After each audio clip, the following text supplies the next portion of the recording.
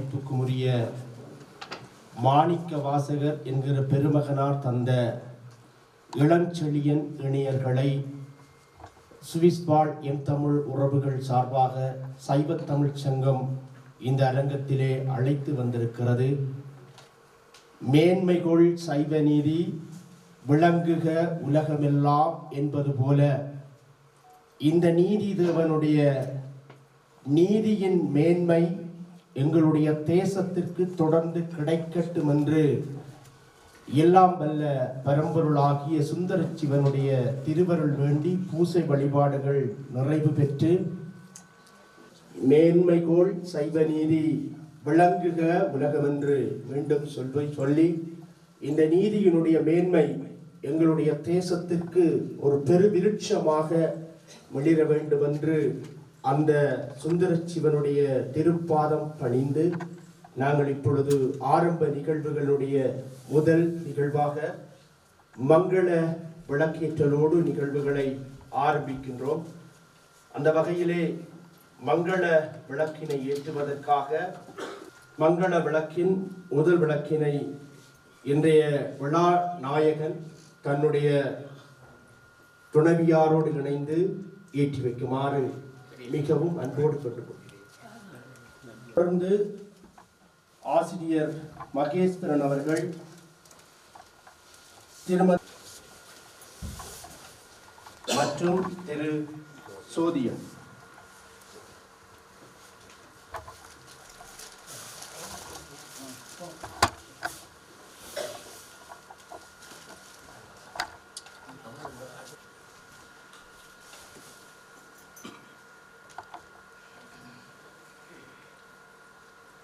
குமார் அவர்களால் ஏற்றப்படுகிறார்.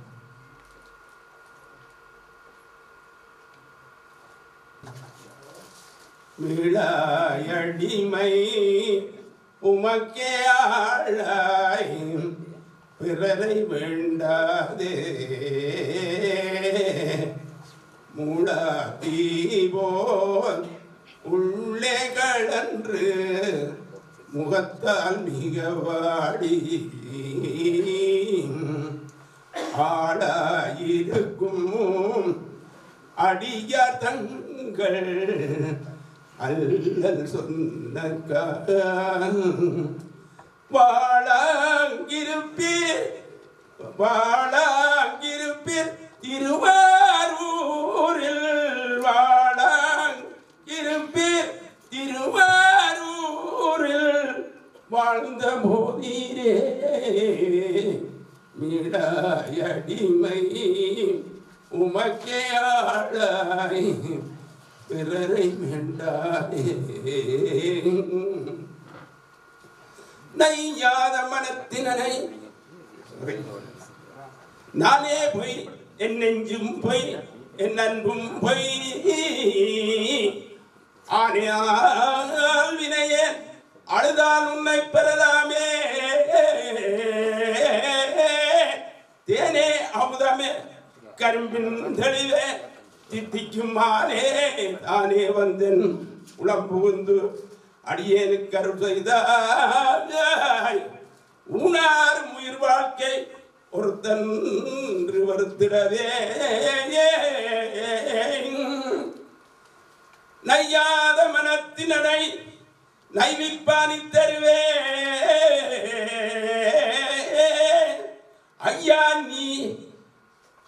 ஐயா நீ வந்த போது நடியின் கீழ் இருக்க வென்றாய் நையாத மனத்தினை நவிப்பானி தருவே ஐயா நீ உலா போன்ற அன்று முதல் இன்று வரை கையார தொழுதறிவி கண்ணாரச் சொரிந்தாலும் செய்யாயோ அருகோடை திரநோக்கிய சுந்தரனே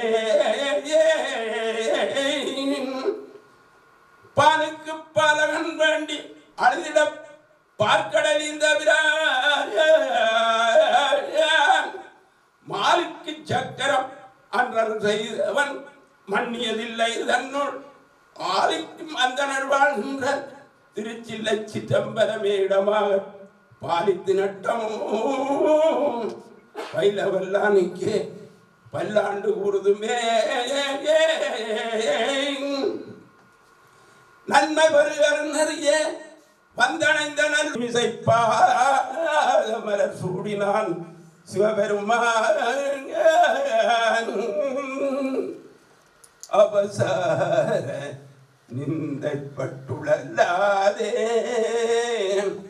அறியாத வஞ்சரை குறியாதே உபதேசம் மந்திர பொருளாலே உன்னை நான் நினைவான் முகில் வளாது வைக மணிவளம் சுரக்க மன்னன் கோன்முனை அரசு செய்க குறையினார் உயிர்கள் வாழ்க நான் மறையரங்களோங்க நற்றவம் வேள்வி மல்க மேன்மை கொள் சைவ நீதி விளங்குக உலகமெல்லாம். ஒன்னோ பார்வதி பதையே நாடுடைய சிவனே போற்றி சூழ்க. இறை வணக்கத்தை தொடர்ந்து இப்பொழுது அகவணக்கம்.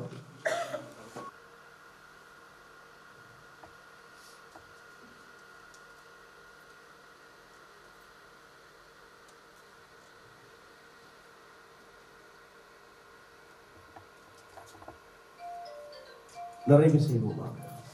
இப்பொழுது இன்றைய விழா நாயகன் மதிப்பார்ந்த மாணிக்க வாசகர் இளஞ்செழியன் அவர்களுக்கு சூரிச் சிவங்கோயில் சைவத்தமிழ் சங்கத்தினுடைய தலைமை ஒருங்கிணைப்பாளர் மதிப்பார்ந்த சின்னராஜா ராதாகிருஷ்ணன் அவர்கள் மாண்பேற்றி பொன்னாடை போற்றி மதிப்பளிக்கின்ற நிகழ்வு இந்த அரங்கத்திலே இப்பொழுது நடைபெற இருக்கிறது. ஒரு நீண்ட நெடிய நீதித்துறை பயணத்திலே நேர்த்தியான பணியை செம்மையாக செழுமையாக செய்த ஒரு பெருமகனாரை இந்த அரங்கத்திலே நாங்கள் அவருடைய சேவையை பாராட்டி மகிழ்ந்து திளைத்துக் கொண்டிருக்கின்ற இந்த நல்ல வேளையோடு நாங்கள் இணைந்திருக்கிறோம். இன்றைக்கு புலம்பெயர் தேசத்திலே இருக்கக்கூடிய பேசு பொருள் வேலனையூர் மண் தந்த மாணிக்க வாசகர் என்கின்ற பெருமகனார் தந்த நீதிமகன் இளஞ்செழியன் என்கிற பெயர். அந்த பெயரை, அந்த சேவையை, அந்த மாண்பை சூரிச் சிவங்கோயில் சைவத்தமிழ் சங்கமும் இந்த அரங்கத்திலே அன்போடும் மாண்போடும் மாண்பேற்றுகிறது. உங்களுடைய அன்பு மிகுந்த பாராட்டுகளோடு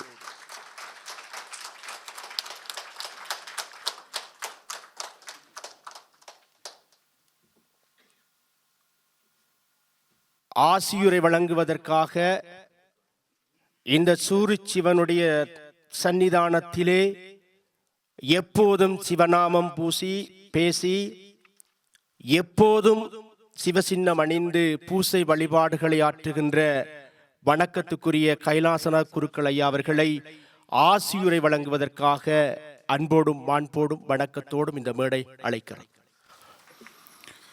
ஐந்து கரத்தனை ஆனை முகத்தினை இந்து நிலம்புரை போலுமையிற்றனை நந்தி மகந்தனை ஞானக் குழந்தினை பொந்தியிலேற்றடி வைத்து பார்வதி உடனுரை பரமேஸ்வர பெருமானை மனதிலே நிறுத்தி இன்றைய தினம் இங்கே வருகை தந்திருக்கின்ற ஈழத் தமிழர்களின் அடையாளமாக முன்னிற்கின்ற மாணிக்கவாசகர் நீதியரசர் மாணிக்கவாசகர் இளஞ்செழியன் ஐயா அவர்களை வருக என வரவேற்று வணக்கங்கள் தெரிவித்து இங்கே வருகை தந்திருக்கின்ற அனைத்து பெரியோர்களுக்கும் சான்றோர்களுக்கும் மாலை இனிய வணக்கங்களை தெரிவித்துக் கொண்டு யாழ்ப்பாணம், திருகோணமலை, வவுனியா போன்ற பெரும் சவால்கள் நிறைந்த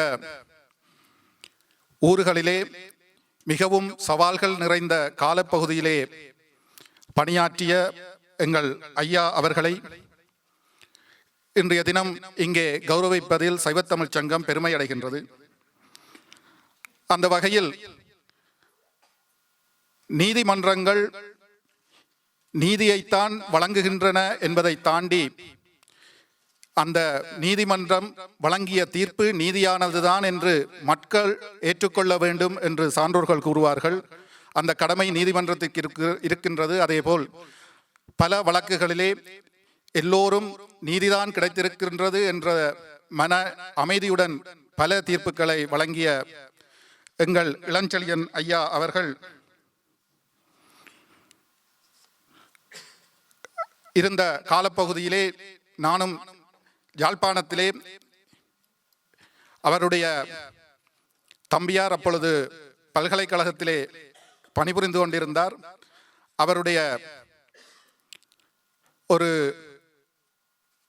ஜிம் என்று சொல்வார்கள், உடற்பயிற்சி கூடம் அங்கே இந்து கல்லூரிக்கு அண்மையில் அமைந்திருந்தது. அதற்கு கீழே நாங்கள் கணனி விற்பனை நிலையம் ஒன்றை நடாத்தி வந்தோம். அந்த வகையில் அவருடைய பல அந்த நேர சேவைகளை நாங்கள் கதைத்து பாராட்டுகளை அவருக்கு தெரிவிக்கும் வண்ணம் நாங்கள் அவருடைய தம்பி சகோதரரிடம் கூறியிருந்தோம். அதேபோல்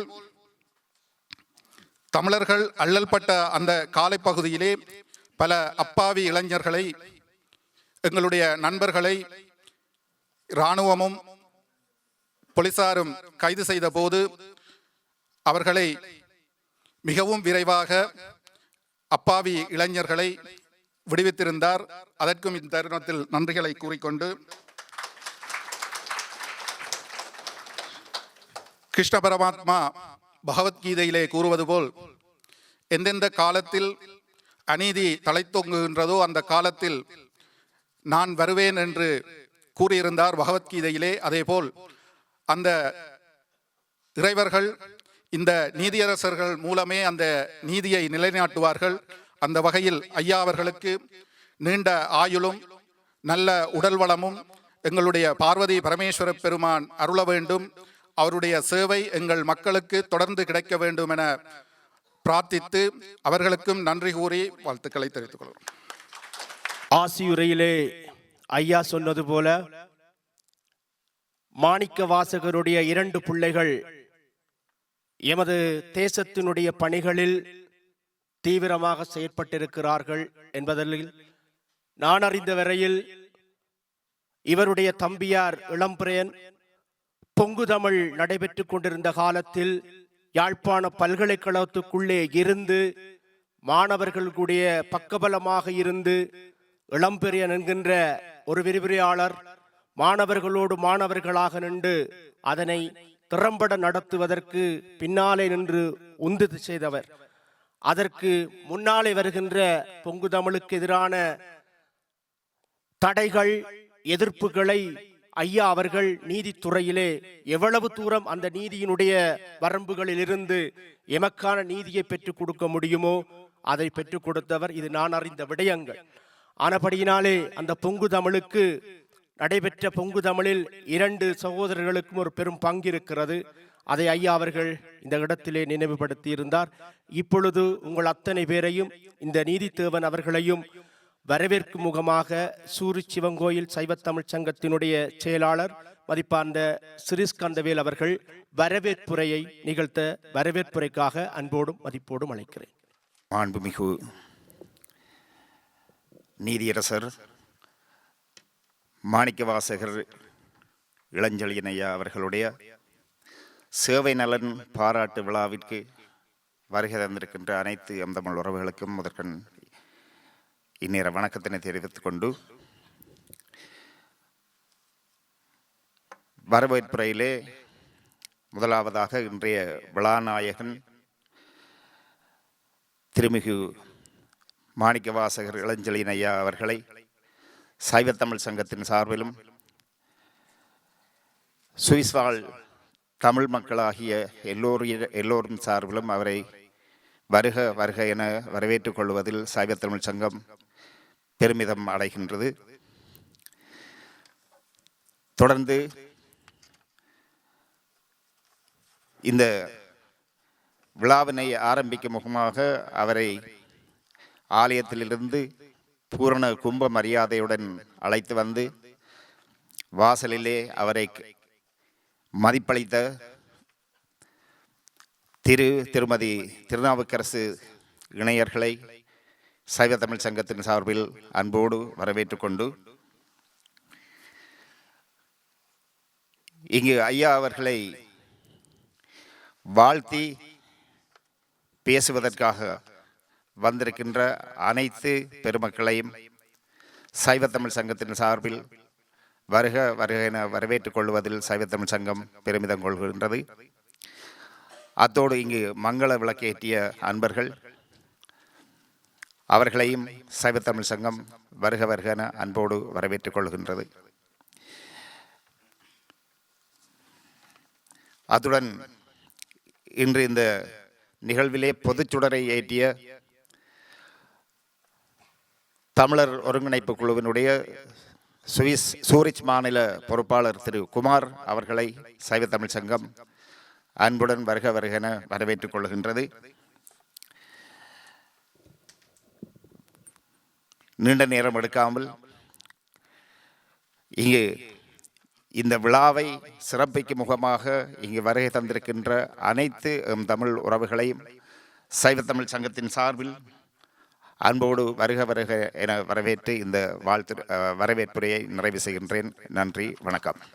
வரவேற்புரையினை நிகழ்த்தியிருக்கக்கூடிய சூரிச் சிவங்கோயில் சைவத்தமிழ் சங்கத்தினுடைய செயலாளர் மதிப்பார்ந்த சிறுஸ்கந்தவேல் அவர்களுக்கு நன்றிகளை தெரிவித்துக் கொண்டு தொடர்ந்து இன்றைய விழாவினுடைய தலைமை உரைக்காக சூரிச் சிவங்கோயில் சைவத்தமிழ் சங்கத்தினுடைய தலைமை ஒருங்கிணைப்பாளர் மதிப்பார்ந்த சின்னராஜா ராதாகிருஷ்ணன் அவர்களை தலைமை உரைக்காக அன்போடும் மதிப்போடும் அழைக்கிறேன். இங்கே வருகை தந்திருக்கின்ற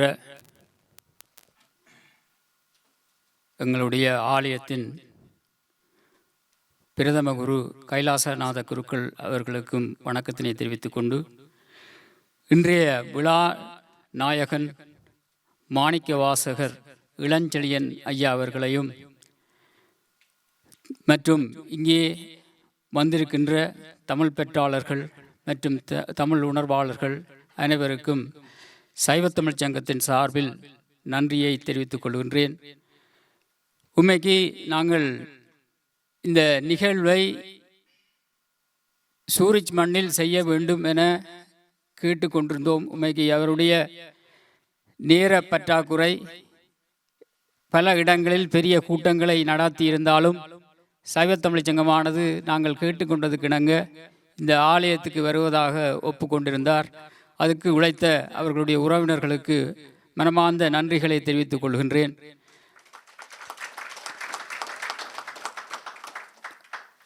நான் ஒரு மேடை பேச்சாளர் அல்ல, இருந்தும் என்னுடைய சில கருத்துக்களை உங்களோடு பகிர்ந்து கொள்ளலாம் என நினைக்கின்றேன். ஐயா அவர்களுடைய சேவையை பல கூட்டங்களில் நீங்கள் அவருடைய சேவை நலன் பாராட்டு விழாவில் அவருடைய உரையும் அங்கே வந்த பெரியோர்களின் உரையை நீங்கள் கேட்டிருப்பீர்கள். இருந்தும் என்னுடைய அடியனுடைய சிறிய இந்த உரையையும் நீங்கள் கேட்டு கொள்ளுமாறு அன்போடு கேட்டுக்கொள்கின்றோம். சைவத்தமிழ் சங்கமானது இன்றைக்கு 31 வருடங்களுக்கு முன் ஆரம்பிக்கப்பட்டது. இந்த ஆரம்பிக்கப்பட்ட சைவத்தமிழ் சங்கமானது பல சேவைகளை தாய் நாட்டிலும் சரி இங்கே சுவிஸ் மண்ணிலும் சரி தமிழ் மக்களுக்கு ஏற்றவாறு தன்னுடைய பணிகளை செவ்வனே செய்து வருகின்றது. இவ்வாறே தொடங்கப்பட்ட பல அமைப்புகள் இங்கே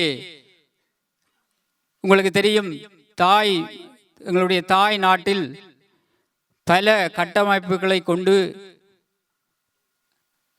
இயங்கிக் கொண்டிருந்த அமைப்பு உங்களுக்கு தெரியும். அந்த அமைப்பு வெளிநாடுகளிலும் பல கிளைகளை பரப்பி பல வேலை திட்டங்களை அங்கே உள்ள மக்களுக்கு பல சேவைகளை செய்திருக்கின்றது. 2009 முதல் இவ்வாறான அமைப்புகள் பல அங்கே உதவி செய்து அங்கே உள்ள மக்களுக்கான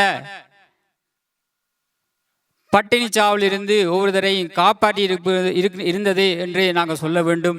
ஏனென்று சொன்னால் இப்படியான பெரிய பெரிய அமைப்புகள் அந்த நாளில் தொடக்கப்பட்டிருந்தாலும் பல அமைப்புகள் இன்று 2009 பிறகு இல்லாமல் போய்விட்டது. இதுவும் ஒரு மனவரத்துக்குரிய செயலாகும்.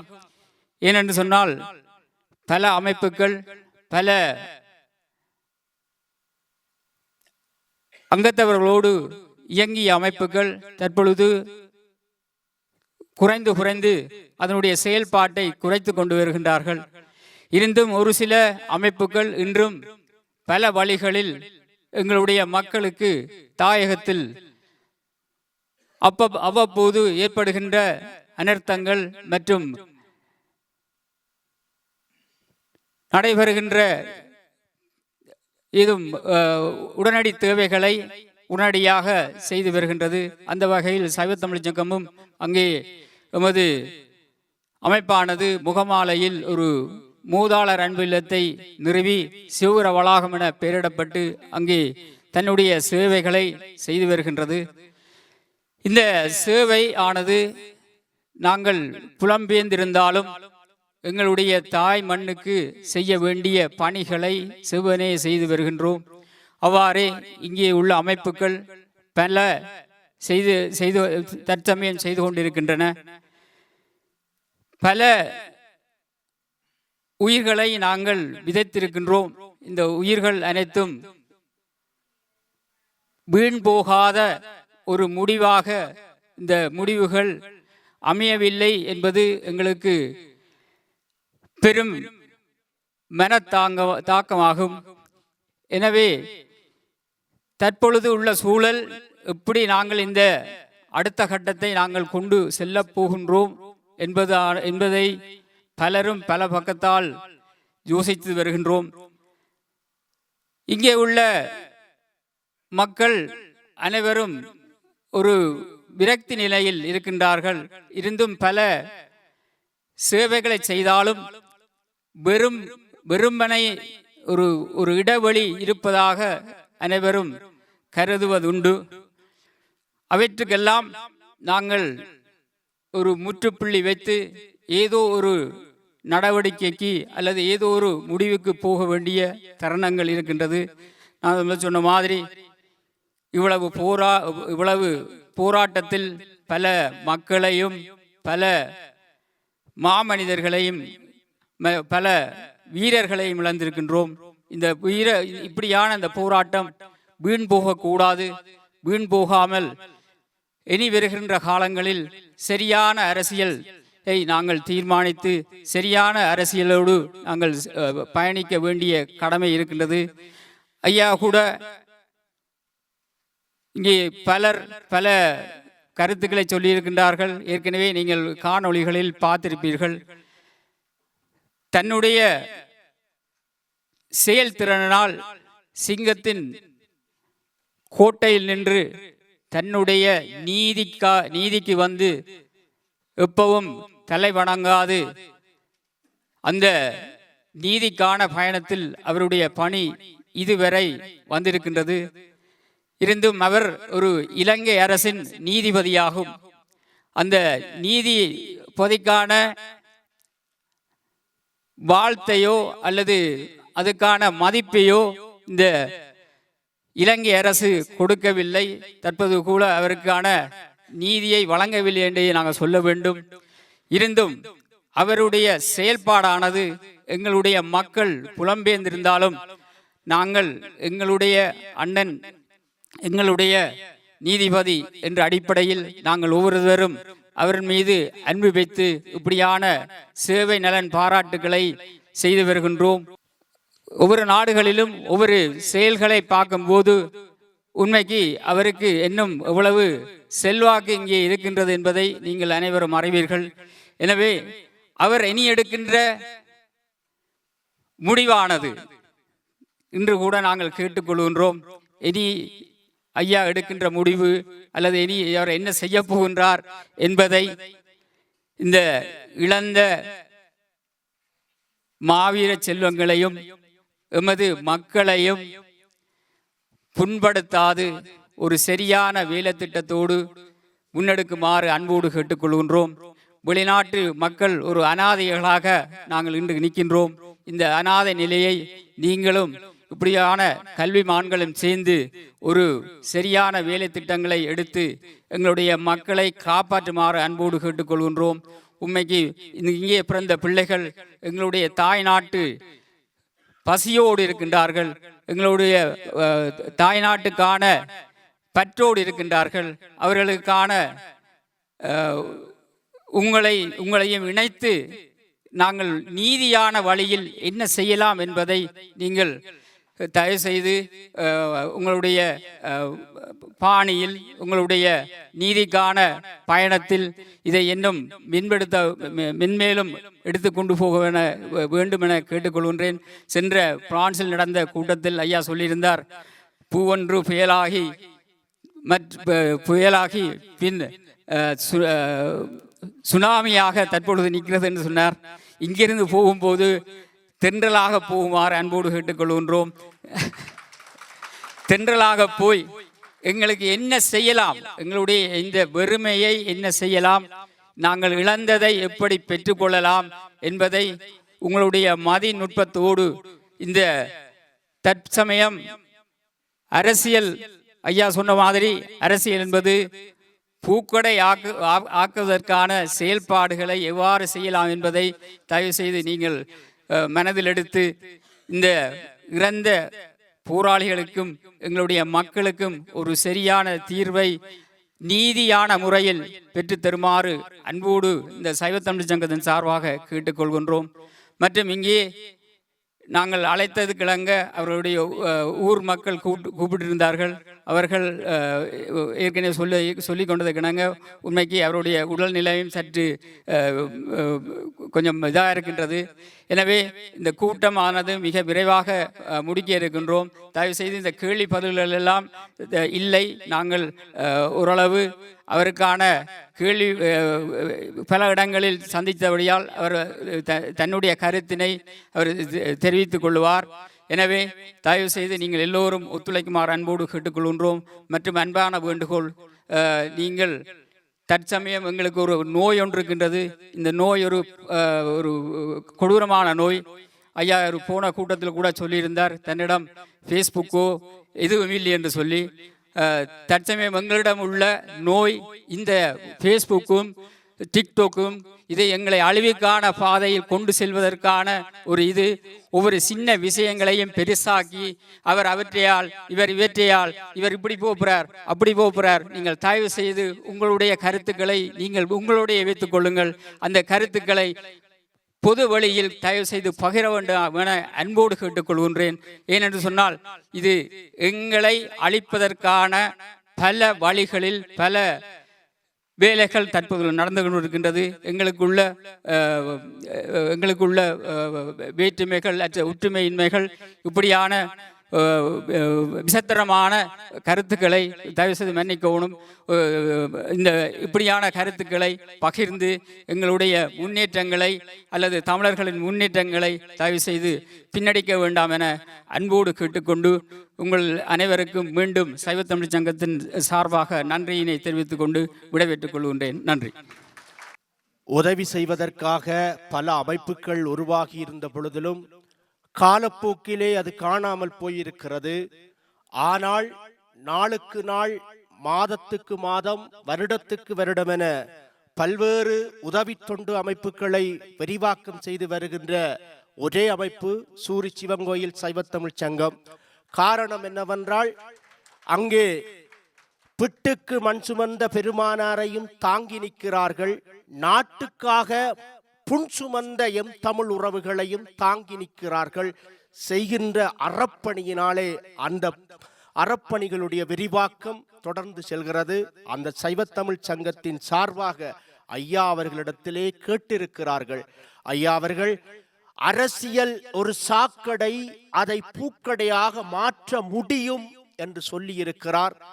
அப்படி ஐயா அவர்கள் அரசியலை பூக்கடையாக மாற்றுகின்ற பொழுது இந்த கார்த்திகை மாதத்திலே நாங்கள் வினயமாக கேட்பது, அந்த பூக்கடையிலே கார்த்திகை பூக்களுக்கு சொந்தக்காரர்களான அந்த மாவீர தெய்வங்களுடைய அந்த தியாகங்களுக்கு களங்கம் ஏற்படாத வகையிலே எங்களுடைய அரசியல் நகர்வுகளை நீங்கள் வருங்காலத்திலே அரசியலிலே நுழைந்தால் எங்களுடைய மாவீரர்களுடைய கனவுகளை, லட்சக்கணக்கான எம் தமிழ் உறவுகளுடைய அந்த அர்ப்பணிப்பான தியாகங்கள் யாவற்றையும் நீங்கள் சுமந்து பயணிக்க வேண்டும் என்று மிகவும் அன்பாக இந்த கார்த்திகை மாதத்திலே உங்களுடைய கைகளை பிடித்து நாங்கள் கேட்டுக்கொள்கிறோம்.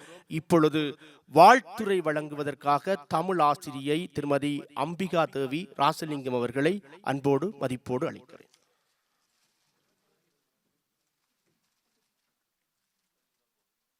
இங்கு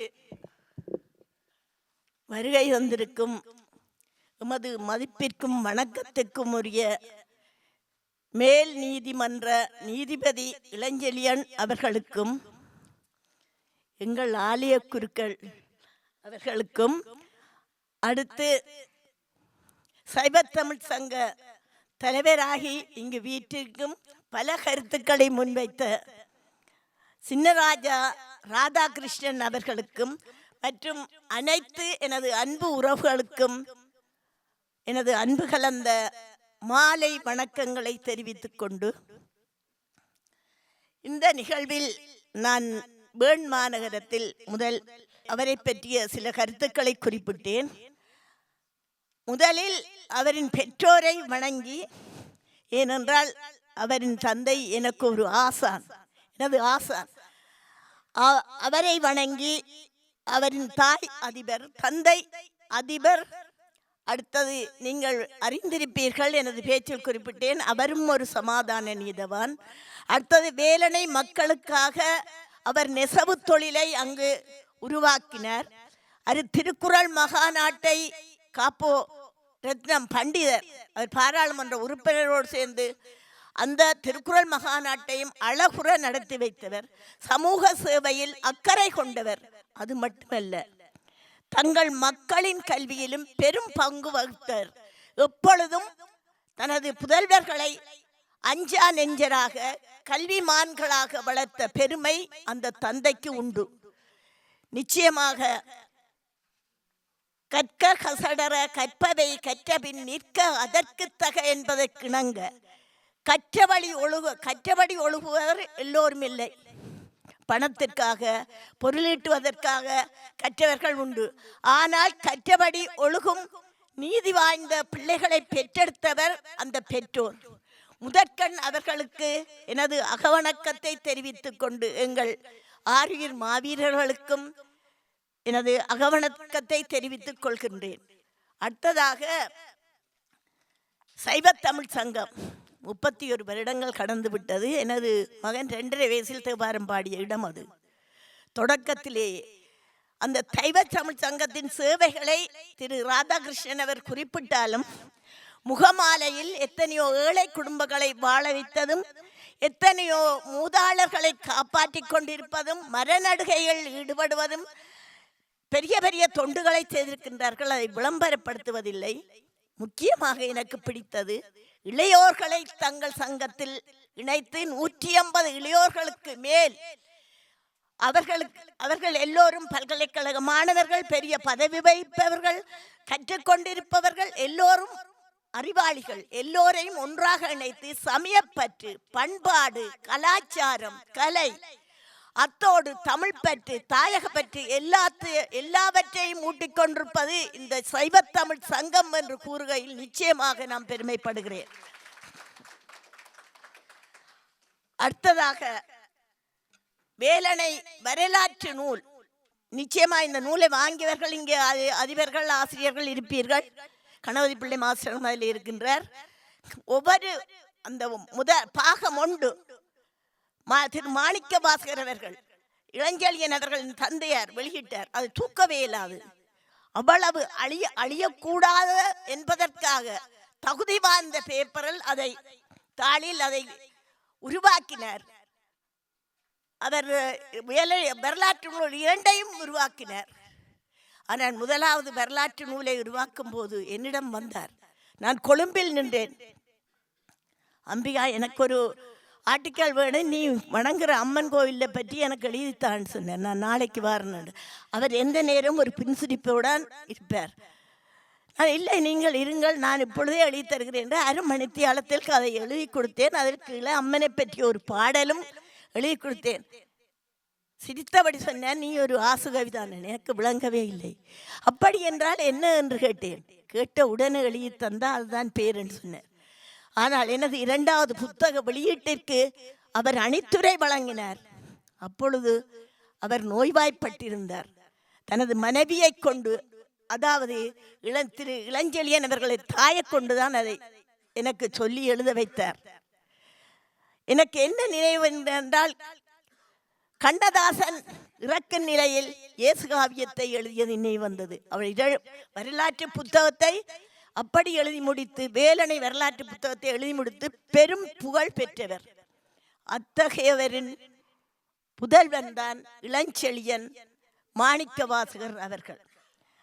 அவர்களை பற்றி எல்லாவற்றையும் கூறிவிட்டாலும், அவர் பாரதியார் கண்ட ஒரு நெஞ்சுரம் மிக்கவர், நேர்மையானவர், எதற்கும் அஞ்சாதவர், அமைதியாக இருப்பார்.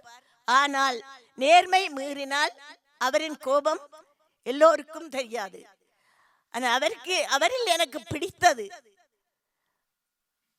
பதவி பெறும்போது பணிவும் வர வேண்டும், துணிவும் வர வேண்டும் தோழா என்பதற்கிணங்க அவரின் மெய்ப்பாதுகாவலர் 17 வருடங்கள் அவரோடு இருந்தவர்.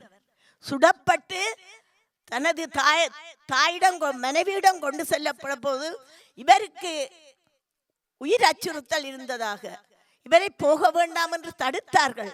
ஆனால் தனது உயிரை துச்சமாக மதித்து அங்கு சென்றார். அங்கு சென்று அவர்களை இவர் வணங்கினார், இவரை அவர்கள் வணங்கினார்கள். எப்பொழுது ஒருவர் தனது நிலையின் கீழ் இருந்து இறங்கி நீதிக்காக தலைவணங்குகின்றானோ அப்பொழுது அவர் கடவுள் நிலைக்கு உயர்த்தப்படுவார். பேசும்போது சொன்னார்கள், மனநீதி கண்ட சோழன், பாண்டியன் எல்லாவற்றையும் இவர் மிஞ்சி விட்டார் என்று. மனநீதி கண்ட சோழன் தனது மகன் செய்த குற்றத்திற்காக நீதி வழங்கினார். பாண்டிய மன்னன் கோவலனை தவறுதலாக கோவலனுக்கு மன்னதண்டை விடுத்ததற்காக அவர் நீதி வழங்கினார். ஆனால் எங்கள் இளஞ்செழியன் அப்படி இல்லை. எப்பொழுதும் எதற்கும் அஞ்சாமல் நீதி வழங்கிக் கொண்டே இருப்பார். அவரின் இதயத்தில் என்ன நினைத்திருக்கின்றாரோ தெரியாது. இந்த அருள்மிகு சிவன் கோயில் யாரு எதை கேட்டாலும் கொடுக்கும். எனது வாழ்க்கையில் அனுபவத்தில் நான் கண்டேன். அங்கு இவர் வந்து ஆசி பெற்று செல்லும் போது இவர் இதயத்தில் என்ன நினைக்கின்றாரோ அது நிச்சயமாக நடந்தே தீரும்.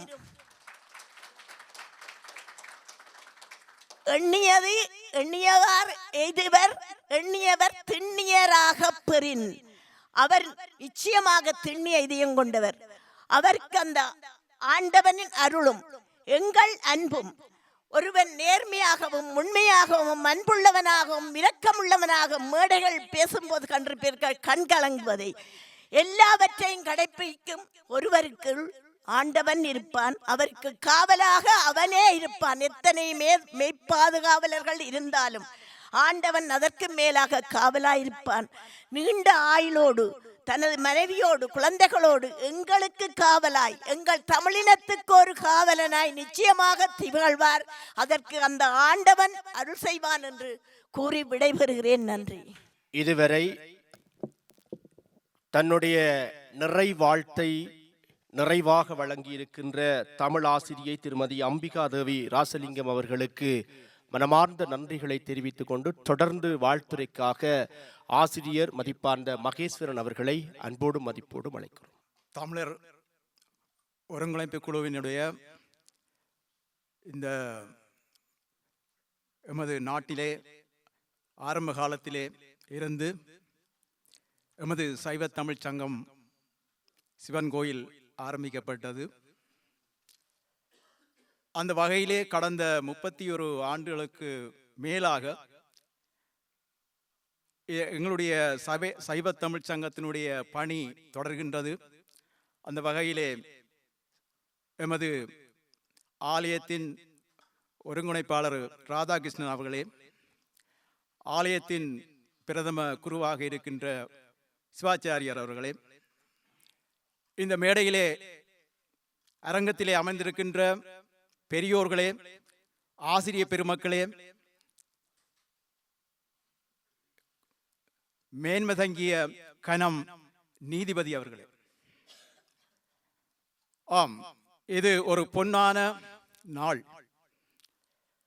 வெள்ளை கலையுடுத்து, வெள்ளை பணிபூண்டு, வெள்ளை கமலத்தே வீட்டிற்கும் அந்த சரஸ்வதி தாய் என்னையும் நீதி அரசரோடு சரியாசனமாக அமரச் செய்த இந்த நாளை என்னால் மறக்க முடியவில்லை. இந்த மதிப்பார்ந்த மதிப்பளிப்பு விழாவானது கடந்த 2 வாரங்களாக இந்த ஐரோப்பா மண்ணிலே பேசுபொருளாக இருக்கின்ற ஒரு பெயர்தான் திரு மாணிக்க வாசகர் இளஞ்செழியன் ஐயா அவர்கள். யார் இந்த மாணிக்க வாசகர் இளஞ்செழியன் என்று என்னுடைய மனதை நான் கேட்கின்ற பொழுது, அவர் தாயகத்திலே நீதியாளராக இருந்த பொழுது அந்த மெய்ப்பாதுகாவலுடைய அந்த சம்பவத்திலே அவரை என்னுடைய மனம் திரும்பி பார்க்க வைத்தது. எனக்கு நேரடியாக அவரை தெரியாது. ஆனால் அன்றிலிருந்து அவருடைய நிகழ்வுகள் அல்லது செய்திகள் எல்லாம் வருகின்ற பொழுது என்னை அறியாமலே நான் அதை ஆராய்வதுண்டு, அலசி பார்ப்பதுண்டு. இங்கே என்னை அவரை வாழ்த்தி உரையாற்றுமாறு அழைத்தார்கள். உண்மையிலே எனக்கு வாழ்த்துவதற்கு அவருக்கு வயதில்லை. ஆனால் ஒரு தகுதி இருக்கின்றது. அவர் ஒரு ஆசிரிய குடும்பத்திலே இருந்து வந்திருக்கின்ற பெருமகனார். அதே ஆசிரிய தொழிலினை நான் மேற்கொண்டிருந்ததால் அந்த சந்தர்ப்பம் எனக்கு இன்று கிடைத்திருக்கின்றது. அதையிட்டு நான் மகிழ்ச்சி அடைகின்றேன். சொல்லுவார்கள், சமன் செய்து சீர்தூக்கும் கோல் போல் அமைந்து ஒருபால் கோடாமை சான்றோர்க்கு அணி. நான் தேடி பார்க்கின்றேன்.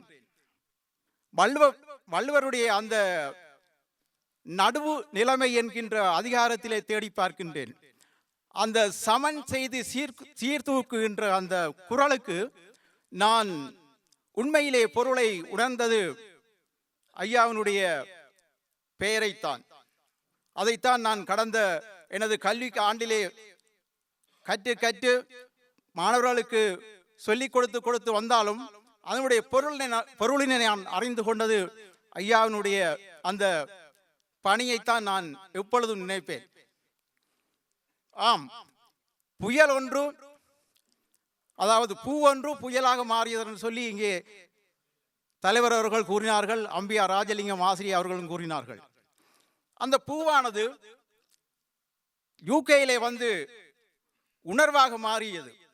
அங்கே உரையாற்றியவர்கள், ஊடகர்கள், ஏட்டை நேசிக்கின்றவர்கள். தயானந்தா, வித்யாதரன், பேராசிரியர் நித்யானந்தன் போன்ற பெரியோர்கள் எல்லாம் அந்த நிகழ்விலே பெரிய கருத்துக்களை எல்லாம் சொன்னார்கள். அப்பொழுது ஐயா அவர்களுடைய உரையை நான் ஒவ்வொரு உரையையும் கேட்பதுண்டு. ஐயாவுடைய உரை அங்கே ஒரு உணர்வுபூர்வமாக இருந்தது. அந்த உணர்வானது சுவிஸிலே பாய்ந்தது. பேர்ன் மாநகரத்திலே நடைபெற்ற அந்த நிகழ்விலே ஒரு சூறாவளியாக இருந்ததாக ஐயா அங்கே கூறினார். அப்படித்தான் அந்த நிகழ்வு நடந்தது. ஆனால் நேற்று முன்தினம் பிரான்சிலே நடைபெற்ற அந்த மதிப்பளிப்பு நிகழ்விலே நான் அவதானித்தேன். அது பெரும் சுனாமியாக இருந்தது. மக்கள் தொகையும் சரி, அங்கே உரையாற்றிய பெருமக்களும் சரி, ஒரு சுனாமியாக அவரை அந்த நிகழ்வினை நடாத்தியிருந்தார்கள். அரைத்த மாவினை திரும்ப திரும்ப அரைப்பதில் எந்த பயனும் இல்லை. யூகேயிலே அரைக்கப்பட்ட மா பேர்னிலேயும் அரைக்கப்பட்டது, பிரான்சிலும் அரைக்கப்பட்டது. இப்பொழுது அந்த மா எங்களுடைய சிவன் ஆலயத்திலே பொதியாக செய்யப்பட்டிருக்கின்றது. இந்த மாவாண்டு வறுக்கப்படுமா அல்லது புட்டு அவிக்கப்படுமா என்பதை நாங்கள் பொறுத்திருந்து நாம் பார்க்க வேண்டும். ஆக இங்கே அந்த பூக்கடை சாக்கடை என்ற அந்த எதுகை மோனையாக ஐயா அவர்கள் பிரான்சிலே உரையாற்றியிருந்தார். ரசிப்பதற்கு கேட்பதற்கு இனிமையாக இருந்தது.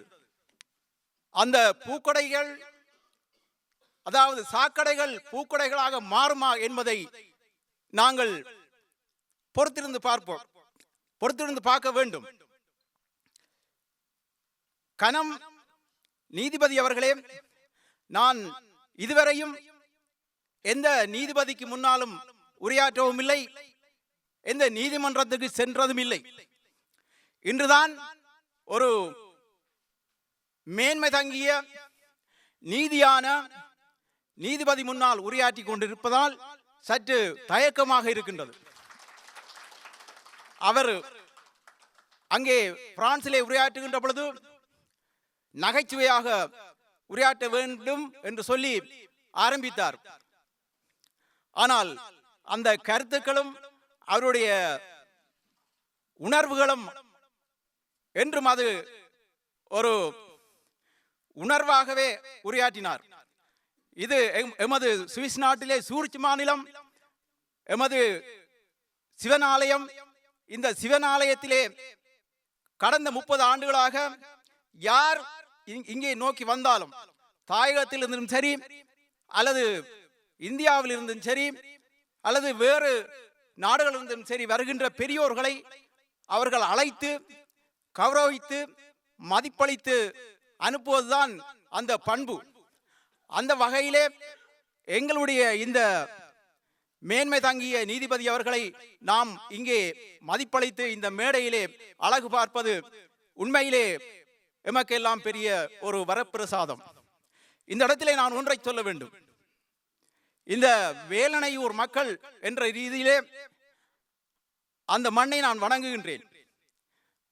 யூகேயிலும் சரி அல்லது பிரான்சிலும் சரி சுவிஸிலும் சரி அவர்கள் மிக கரிசனையோடு அக்கறையோடு அவர்கள் இங்கே அந்த உணர்வை வெளிப்படுத்திக் கொண்டிருக்கின்றார்கள். அதற்கு நான் தலை சாய்த்து வணங்குகின்றேன்.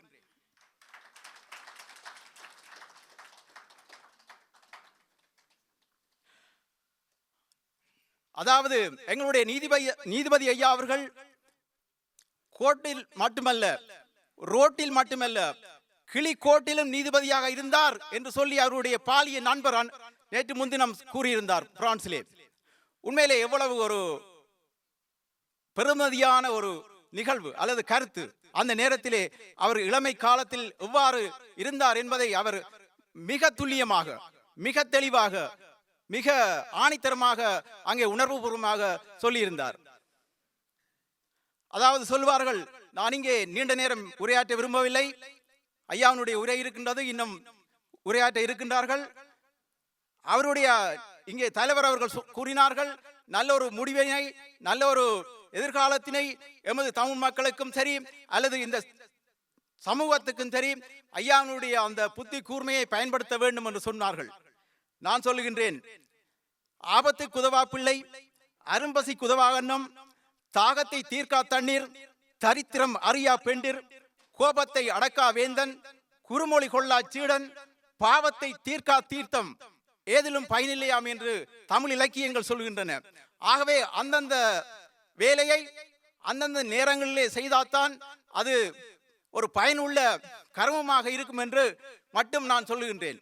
நேற்று எனக்கு ஒரு தொலைபேசி அழைப்பு வந்தது. கனம் நீதிபதி அவர்கள் வருவாரா வர மாட்டாரா என்று சொல்லி. நான் சொன்னேன், நிச்சயமாக சிவன் கோயிலுக்கு வருவார். எமது சபை தமிழ் சங்கத்தினுடைய சிவன் கோயிலுக்கு வருவார். கேட்டவர் பொலிகையா இந்த மண்டபத்தில் இருக்கின்றார். ஆக அவர் சிவன் கோயிலுக்கு வருவார் என்பதை மட்டும் நான் சொன்னேன். ஆக இந்த கருத்துக்களை எல்லாம் ஐயா உள்வாங்கிக் கொண்டிருக்கின்றார்.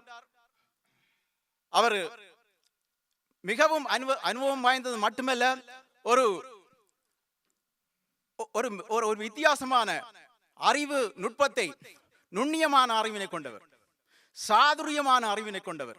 ஆகவே அவருக்கு நாங்கள் வகுப்படுக்கவோ அல்லது ஆலோசனை சொல்லவோ அவசியமில்லை. அவர் இதுவரை காலமும் நடந்து வந்த பாதையை நாங்கள் பார்த்தாலே புரியும் என்று நினைக்கின்றேன். ஆக இதுவரை நேரமும் என்னையும் ஒரு ஆசிரிய பதவியிலே இருப்பதனால் இந்த மேடையிலே சந்தர்ப்பம் தந்த சைவத்தமிழ் சங்கத்துக்கு நன்றியை கூறி, கல்லாப்புளையும் கருதாப்புளையும் கசிந்துரை நில்லாப்புளையும் நினையாப்புளையும் நின் அஞ்சலித்தை சொல்லாப்புளையும் தொழாப்புளையும் துதியாப்புளையும் எல்லா புளையும் பொறுத்தருள்வாய் நீதிபதி அவர்களே என்று சொல்லி, தர்மம் உலகிலே இருக்கும் வரையிலே நாளை நமதே என்றும் நாளும் நமதே என்று சொல்லி எல்லோருக்கும் நன்றி பாராட்டி விடைபெறுகின்றேன். நன்றி, வணக்கம். ஆசிரியர் மகேஸ்வரன் அவர்கள் நீதிமன்றத்திற்கு வருகை தந்திருப்பதாக சொன்னார். நாங்கள் இங்கே அத்தனை பேரும் இங்கே வருகை தந்திருப்பது இலங்கை சோசலிச குடியரசினுடைய சட்ட திட்டங்களுக்கு அமைவான நீதித்துறையினுடைய முன்னாள் நீதியரசராக இருந்த இளஞ்செழியன் ஐயாவிடம் வரவில்லை. அதிலிருந்து ஓய்வு பெற்று அந்த காலங்களிலே செம்மையான நேர்த்தியான பணி செய்த வேலனை மண் மட்டுமல்ல, எங்கள் தமிழ் அன்னை தந்த ஒரு புதல்வன் இளஞ்செழியன் என்கின்ற ஒரு நல்ல மனச்சாட்சியுள்ள நீதிமன்றத்திற்கு நாங்கள் இங்கே வந்திருக்கிறோம்.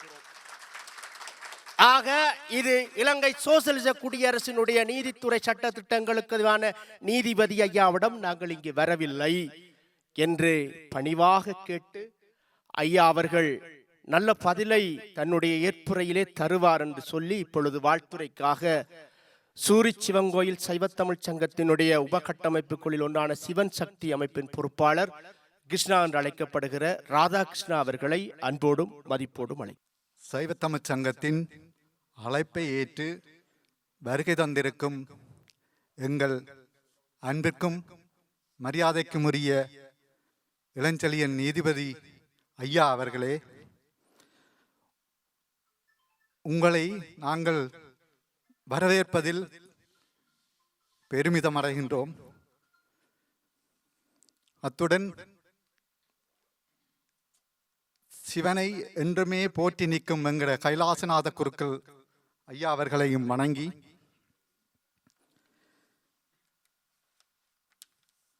இங்கே கூடியிருக்கும் அனைவருக்கும் என் இந்நேர மாலை வணக்கம். நான் ஒரு மேடை பேச்சாளன் அல்ல, இருந்தும் இச்சந்தர்ப்பத்தை இளஞ்செழியன் ஐயாவிற்காக மறக்காது இன்று நிற்கின்றேன். அவரிடம் மன்னிப்பு இல்லை, அதுக்காக நான் மன்னிப்பு கோரவும் இல்லை.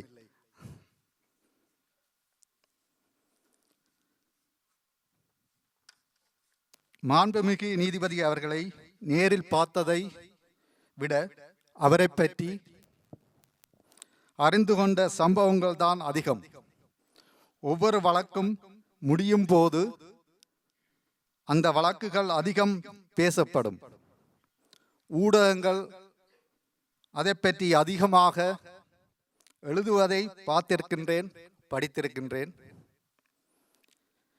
நீதிபதி அவர்களின் துணிச்சலான அசத்தலான தீர்ப்புகள் ஒவ்வொன்றும் நினைத்து பார்க்க முடியாதவை. எத்தனையோ நீதிபதிகள் இலங்கை வரலாற்றில் வந்து போய்விட்டார்கள், வந்து கொண்டிருக்கின்றார்கள். ஆனால் மாண்புமிகு நீதிபதி இளஞ்செழியன் ஐயா அவர்கள் மட்டும் ஏன் இன்று வரைக்கும் பேசப்படுகிறார், வாழ்த்தப்படுகின்றார்? அதற்கு காரணமே எந்த சவால்களும் அடிபணியாத, எந்த அச்சுறுத்தலுக்கும் பயப்படாது நீதியை நீதியாகவே வழங்கியமைதான். இன்று அவருக்கு பாராட்டுகள் குவிகின்றன.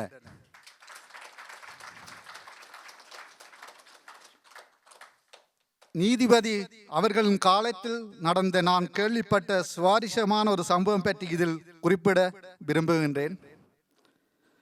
குற்ற கைதி யாழ் சிறையில் அடைத்து வைக்கப்பட்டிருக்கின்றார். இத்தனைக்கும் அக்கைதி அரசு அதிகாரி ஒருவரின் மகன்.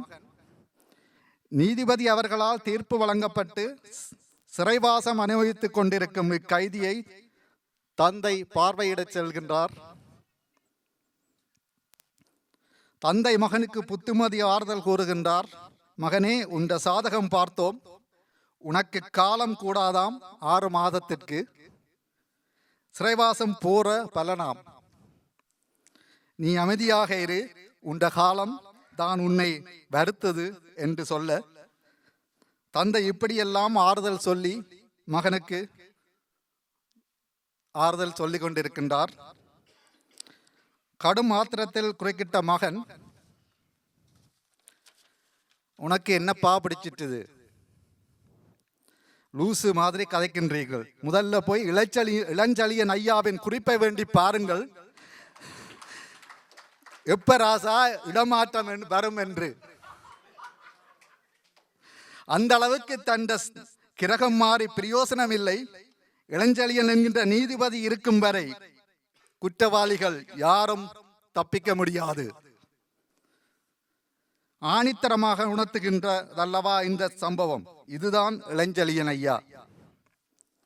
ஐயா, உங்கள் கனவு நிறைவும் நீண்ட ஆயுளும் ஆரோக்கியத்துடனும் வாழவும் பார்வதி பரமேஸ்வரர் பெருமானை வணங்கி நீங்கள் எங்கள் தமிழினத்துக்கு கிடைத்த ஒரு பொக்கிஷமாக நினைத்து வாழ்த்தி வயதின்றியும் உங்களை வணங்கி அமர்கின்றேன். நன்றி, வணக்கம்.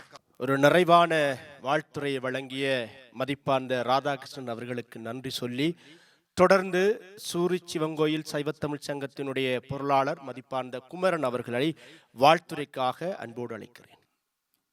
நீதியரசர் மாணிக்க வாசகர் இளஞ்செழியன் ஐயா அவர்களுடைய பாராட்டு விழாவில் கலந்து கொண்டிருக்கும் எமது ஆலய குரு உள்ளிட்ட அனைத்து எம் தமிழ் உறவுகளுக்கும் மாலை வணக்கம். நீதியரசர் இளஞ்செழியன் ஐயாவை வாழ்த்த வயசில்லாட்டிலும் வணங்கி என்னுடைய உரையை தொடங்குகின்றேன். கிட்டத்தட்ட 1997ஆம் ஆண்டு நீதிபதியாக பொறுப்பேற்று 28 ஆண்டுகள் தன்னுடைய நீதிபதி பயணத்தை தொடர்ந்த ஐயா வடக்கு கிழக்கு உட்பட்ட பல மாவட்டங்களில் பணி செய்திருக்கின்றார். பல நெருக்கடியான காலகட்டங்களில் பணி செய்திருக்கின்றார். அவருடைய தொடக்கம் என்பது எங்களுடைய தேசிய தலைவர் அவர்களால் மாமனிதர் என்று பெருமைப்படுத்தப்பட்ட குமார் பொன்னம்பலம் ஐயா அவர்களுடைய கனிஷ்ட சட்டத்தரணியாக அவருடைய வழக்கறிஞர் பணி என்பது தொடங்கப்பட்டது. அப்போது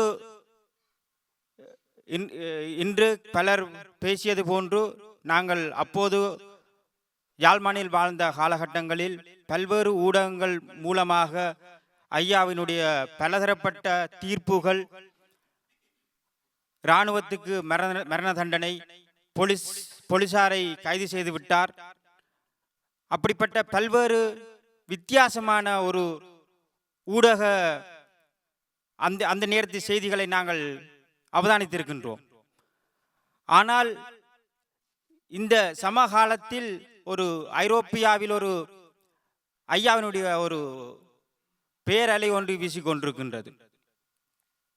பல்வேறு தரப்பட்ட மக்களினுடைய பேச்சுக்களை கேட்டும் ஒரு சில விஷயங்கள் என்ன சொன்னால், நாங்கள் இதுக்கு முன்பு பாரிஸிலும் சரி லண்டனிலும் சரி அவர்களுடைய கூட பயணித்த அவர்களுக்கு முன்னோடியாக இருந்த பல கல்வியாளர்கள் அவர்களை பற்றி சொல்லியிருக்கின்றார்கள். ஆனால் நான் எந்த சந்தர்ப்பத்திலையும் அவருடைய நேரடியான எந்த தொடர்பும் இல்லை. தொடர்பு என்று சொன்னால் எனக்கு ஒரே ஒரு சந்தோஷம் இருக்கின்றது. ஐயாவினுடைய பேச்சில், கடந்த கால பேச்சில் நான் கேட்டிருக்கின்றேன், சமாதான காலகட்டத்தில் வவுனியா மண்ணில் பொங்கு தமிழ் நிகழ்வு நடந்தது. அந்த நிகழ்வுக்கு எங்களுடைய தேசிய கொடியினை ஏற்றி நிகழ்வு செய்ய வேண்டும் என்று அந்த நிகழ்வு ஏற்பாட்டாளர்கள் கேட்டிருந்த போது அந்த வழக்கு வந்து ஐயாவிடம் வந்திருக்கின்றது. அப்போது ஐயா சொன்னார், சமாதான காலகட்டத்தில் தமிழீழ விடுதலை புலிகளுக்கு தடை இல்லை, அவர்கள் எங்கும் போய் வரலாம். அப்போ அதை பயன்படுத்தி கொடியை ஏற்றி அந்த பொங்கு தமிழை செய்யலாம் என்று சொல்லி அந்த தீர்ப்பு வழங்கியிருந்தார். அந்த பொங்கு தமிழ் நிகழ்விலே நானும் கலந்து கொண்டிருக்கின்றேன். இதுதான் எனக்கும் அவருக்குமான, அவருக்கு தெரியாத நான் என்னை இணைத்துக் கொள்வதில் அதில் நான் மகிழ்வடைகின்றேன். தொடர்ந்து பேசிக்கொண்டிருக்கும் போது பூவாகி புயலாகி சுனாமியாகி என்றெல்லாம் பேச்சுக்கள் அடிபட்டது. ஐயாவினுடைய முதல் உரையை பார்க்கும்போது ஐயா ஒரு கலங்கின ஒரு பேச்சை பார்த்திருந்தோம். தனக்கான உரிமையை கேட்டிருந்தேனே தவிர அது எனக்கு கிடைக்காமல் போய்விட்டதென்று. ஒரு நாட்டில் அல்லது எமது நாட்டில் பல்வேறு துறைகள் இருக்கின்றது. அதில் ஒன்று நீதித்துறை. நீங்கள் இவ்வளவு காலமாக அந்த நீதித்துறையிலே கடமையாற்றியிருக்கின்றீர்கள். நீங்கள் உங்களுடைய வாயால் சொல்லியிருக்கின்றீர்கள், எனக்கு என்னுடைய குடும்பத்தை விட, என்னுடைய மனைவி பிள்ளைகளை விட நான் மூச்சாக சுவாசமாக சுவாசிப்பது நேசிப்பது என்னுடைய நீதித்துறையைத்தான் என்று.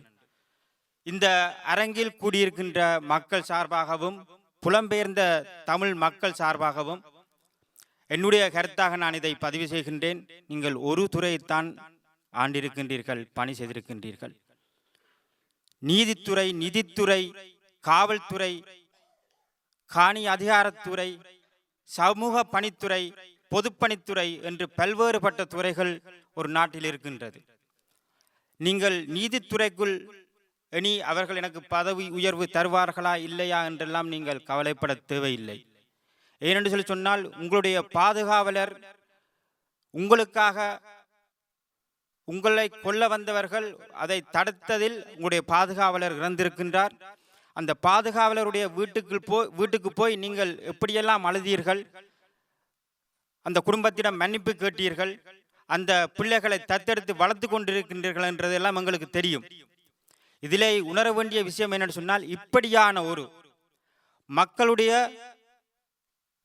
எங்களுடைய மக்களுடைய அல்லது தன்னோடு கூட இருந்த ஒரு காவலாளியினுடைய இழப்பை நீங்கள் எந்தளவு தூரம் அதை ஏற்றுக்கொள்ள முடியாமலுக்கு மன்னிப்பு கேட்டீர்களோ, அதற்கு பிராய்ச்சித்தமாக அந்த பிள்ளைகளை தத்தெடுத்து வளர்த்து கொண்டிருக்கின்றீர்களோ, இப்படியான மக்களை, தன்னோடு இருந்தவர்களை நேசிக்கின்றவர்கள் தான் எங்களுக்கு தேவை.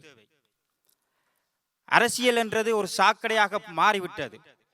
தந்தை செல்வா காலத்தில் 30 ஆண்டு காலம் அகிம்சை வழி போராட்டம், அதன் பின்பு தேசிய தலைவர் மேதகு பிரபாகரன் அவர்களுடைய காலத்தில் 30 ஆண்டுகளுக்கு மேலாக ஆயுத வழி போராட்டம். 2009ஆம் ஆண்டு தமிழீழ விடுதலை போராட்டம் மௌனிக்கின்றது, ஆயுதம் மௌனிக்கப்படுகின்றது. நாங்கள் இருந்த இடத்தை விட சைவருக்கும் கீழாக போய் கொண்டிருக்கின்றோம். வளர்ச்சி என்பது கீழிருந்து மேல் நோக்கி போக வேண்டும், நாங்கள் மேலிருந்து கீழ் நோக்கி போய் கொண்டிருக்கோம். அது சைவருக்கும் கீழாக போய் கொண்டிருக்கின்றது.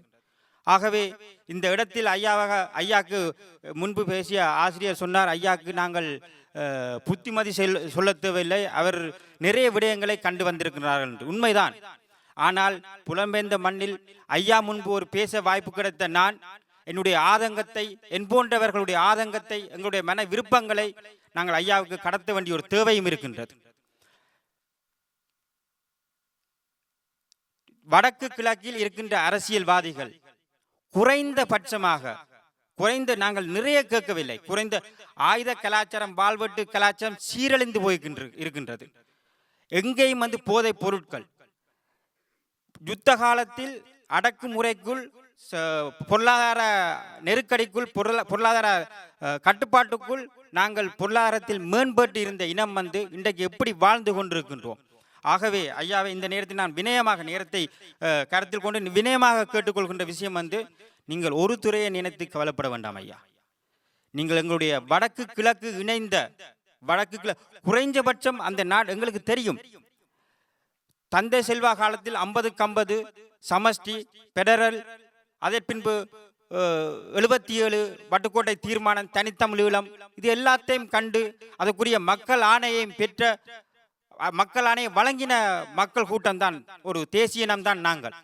ஆனால் தற்சமயம் எங்களுக்கு இருக்கின்ற ஆதங்கம் என்னன்னு சொன்னால், தற்சமயம் இருக்கின்ற அரசியல்வாதிகள் குறைந்தபட்சம் என்னத்தை செய்ய முடியுமோ அதை செய்யாமல் இருக்கின்றார்கள். வடமாகாண சபைக்கும் சரி, கிழக்கு மாகாணத்துக்கும் சரி, ஒதுக்கப்படுற நிதிகள் சரியான முறையில் பாவிக்கப்படாமல் திருப்பி அனுப்பப்படுகின்றது. காவல்துறை அதிகாரம் என்றது சரி, உங்கள்ட்ட காவல்துறை அதிகாரம் இல்லாட்டிலும் கூட எங்க பிள்ளை நடந்தாலும் அரசியல்வாதிகள் அந்த இடத்துக்கு போய் நின்று உங்களோட வரையறைக்கு உட்பட்டு, உங்களோட சக்திக்கு உட்பட்டு நீங்கள் என்ன செய்ய முடியுமோ அதை கூட நீங்கள் செய்ய முடியவில்லை. அதனால் தான் நாங்கள் கேட்கின்றோம், நீங்கள் ஒரு துறையை நினைத்து கவலைப்பட வேண்டாம். பல்வேறு துறைகளை உள்ளடக்கிய ஒரு கட்டமைப்பை இல்லாட்ட ஒரு அதிகாரத்தை நீங்கள் அதை நோக்கி நகர வேண்டும் என்று இந்த நேரத்தில் நான் கேட்டுக்கொள்கின்றேன். ஏனென்று சொன்னால், நீங்கள் மக்களை நேசிக்கின்றீர்கள். உங்களுடைய பிற மொழி, சிங்கள மொழி பேசுகின்ற ஒரு சிங்களவர் உங்களுடைய பாதுகாப்புக்காக உயிர் நீத்ததுக்கு நீங்கள் ஒரு நீதி அரசராக இருந்து அந்த வீட்டிலே போய் மன்னிப்பு கேட்டு அந்த பிள்ளைகளை தத்தெடுத்தீர்கள். எந்த இடத்தில் அதை இன்னும் சொல்லணும், எங்களுடைய மாமனிதர் குமார் பொன்னம்பலம் ஐயா அவர்களுடைய அந்த இவருடைய தொடக்க காலத்தில் 5 ஆண்டுகள் பயங்கரவாத தடை சட்டத்தில் கைது செய்யப்பட்ட அந்த இளைஞர்களுக்கு குமார் பொன்னம்பலம் ஐயா பணம் வாங்காமல் வழக்காடுவாராம். அவருடன் சேர்ந்து இவரும் ஆயிரக்கணக்கான இளைஞர்களுக்காக வழக்காடி இருக்கின்றார். எந்தவித காசும் பெறாமல் நெருக்கடியான காலகட்டங்களில், உயிருக்கு அச்சுறுத்தலான காலகட்டங்களில் அந்த நீதித்துறைக்கு உட்பட்டு தொகுப்பாளர் சொன்னது போன்று இலங்கை சோசலிச குடியரசினுடைய நீதிபதி, அந்த ரீதியில் நாங்கள் பாராட்டு விழா சொல்லவில்லை. குறைந்தபட்சம் ஒரு மனச்சாட்சிக்கு உட்பட்டு என்னால் செய்ய முடியுமோ அதைத்தான் நாங்கள் இன்றைக்கும் கேட்கின்றோம். இன்றைக்கு ஆதம் தூக்கி போராடுற சூழல் இல்லை அங்க. ஆனால் குறைந்தபட்சமாக உங்களுடைய அதிகாரத்தை பயன்படுத்தி என்ன செய்யலாமோ, உங்களுடைய மனச்சாட்சிக்கு, உங்களுடைய மக்களுக்கு பயந்து, உங்களுக்கு தரப்பட்ட மக்கள் ஆணை, நீங்கள் பாராளுமன்ற உறுப்பினராக தெரிவு செய்யப்பட்டிருக்கிறீர்கள், அதை நீங்கள் முன்னிறுத்தி உங்களுடைய வேலையே அதுதானே, மக்கள் பணி செய்வது தானே உங்களுடைய வேலை. அதை உங்களால் எந்த அளவுக்கு செய்ய முடியுமோ அதை நோக்கி நீங்கள் செய்ய வேண்டும். அதுக்குரிய நகர்வை ஐயா மேற்கொள்ள வேண்டும். ஐயாக்கு நாங்கள் சொல்வதற்கு புத்திமதி சொல்வதற்கு ஒன்றும் இல்லை. ஆனால் எங்களுடைய ஆதங்களை நாங்கள் சொல்லலாம். எங்களுடைய ஆதங்கங்களை, எங்களுடைய விருப்பங்களை புலம்பெயர்ந்த மண்ணில் இன்றைக்கு வடக்கு கிழக்கு தலைகீழாக மாறி போயிருக்கின்றது. போதை பொருள் கலாச்சாரம். இன்னும் ஒன்று எதில் நாங்கள் முன்னோரோடமோ அதோட நாங்கள் பின்னோக்கி போகிறோம். கல்வியில் பின்னோக்கி போகிறோம், பொருளாதாரத்தில் பின்னோக்கி போகிறோம், போதை வசதியில் முன்னோக்கி போகிறோம், சாராய விற்பனையில் முன்னோக்கி போகிறோம், இனப்பரம்பரில் இன பெருக்கத்தில் நாங்கள் வீழ்ச்சி அடைஞ்சு கொண்டு போகிறோம், இறப்பில் நாங்கள் முன்னோக்கி போய் கொண்டிருக்கிறோம். 11 பாராளுமன்ற உறுப்பினரை கொண்ட யாழ் மாவட்டம் இன்றைக்கு 6 பேராக இருக்கு. வார வருஷம் அடுத்த முறைக்கு 5 பேராக கூட மாறலாம். அங்கே இன்னும் ஒன்றை நாங்கள் இந்த 28 ஆண்டுகள் இந்த நெருக்கடியான காலகட்டத்தில் ஐயா அந்த மண்ணிலே கடமை செய்திருக்கின்றார். ஆனால் இன்றைக்கு உங்களை அனைவருக்கும் தெரியும், பெரும்பாலானவர்கள் ஊருக்கு போய் வாருங்கள், எத்தனை அரசியல் உத்தியோகத்தர்கள் அந்த மண்ணிலிருந்து கடமை செய்யறதுக்கு விருப்பத்தோடு இருக்கின்றார்கள். எங்கடா எனக்கு ஒரு சந்தர்ப்பம் கிடைக்கும், நான் அந்த நாட்டை விட்டு அந்த மண்ணை விட்டு வெளியே போகணும் என்று நிற்கணும். அப்ப இப்படி ஒரு கல்வி சமூகம் யாழ்ப்பாணம் இல்லாட்ட வடக்கு கிழக்கு தமிழர்கள்ன்றது ஒரு கல்வியில எந்த அளவுக்கு முன்னேறிய சமூகமாக இருந்தது, ஒரு இனமாக இருந்தது. இன்றைக்கு நாங்கள் எந்த அளவு தூரம் பின்னோக்கி நிற்கின்றோம். கல்வி கற்றவர்கள் கூட எப்படியாவது நான் இந்த நாட்டை விட்டு போனா சரி என்று இருக்கும் போது மாணவர்கள், இளைஞர்கள் வேலை வாய்ப்பு இல்லை, வேலை வாய்ப்பு வெளிநாட்டுக்கு போன அனைத்து தேவைக்குமான நிவாரணமாக அவர்கள் நினைக்கின்றார்கள். அப்படி இல்லை. நீங்கள் அங்கிருந்து வரணும்னு சொன்னா ஒரு தொழில் நிமித்தமாக வரலாம். இனிவரும் காலங்களில் இதை நான் இந்த இடத்தில் பதிவு செய்கிறேன். இனிவரும் காலங்களில் இந்த புலம்பெயர்ந்த நாடுகளுக்கு அகதி தஞ்சம் கோரி வர முடியாத சூழல் இருக்கின்றது. அப்ப நீங்கள் வரணும்னு சொன்னா நீங்க கல்வி அடிப்படையில் வாங்கும். வெளிநாட்டுக்கு போன அனைத்துக்குமான நிவாரணம் என்று சொல்லி அந்த ஒரு மாயையை நீங்கள் உடைக்க வேண்டும். வடக்கு கிழக்கு எங்களுடைய தாய மண்ணில் எல்லாத்துக்குமான நிவாரணம் வெளிநாட்டுக்கு போனா சரி என்று நினைக்கின்றார்கள் இளைஞர்கள். கல்வியிலே ஆர்வம் இல்லை, ஒரு அறமான சிந்தனை இல்லை. 2009க்கு முன்னமாக நாங்கள் எப்படி வாழ்ந்தோம்? ஒரு ரோட்டில் ஒருத்தன் அடிபட்டு கிடந்தால் 4 பேர் வருவான். என்ன பிரச்சனை, என்ன தூக்கி கொள்வதற்கு. இப்ப வந்தால் அந்த பிரச்சனை எனக்கு தொத்தி விடும்னு சொல்லி நகர்ந்து போறான், அடுத்த ரோட்டால அடுத்த வீதியால கடந்து போறான். அப்ப நாங்கள் எதை நோக்கி போய்கொண்டிருக்கின்றோம்? எதற்காக போராடினோம்? எதை நோக்கி நாங்கள் எங்களுடைய போராட்டத்தை ஆரம்பித்தோம்? நாங்கள் இப்ப எதை நோக்கி போய்கொண்டிருக்கின்றோம்?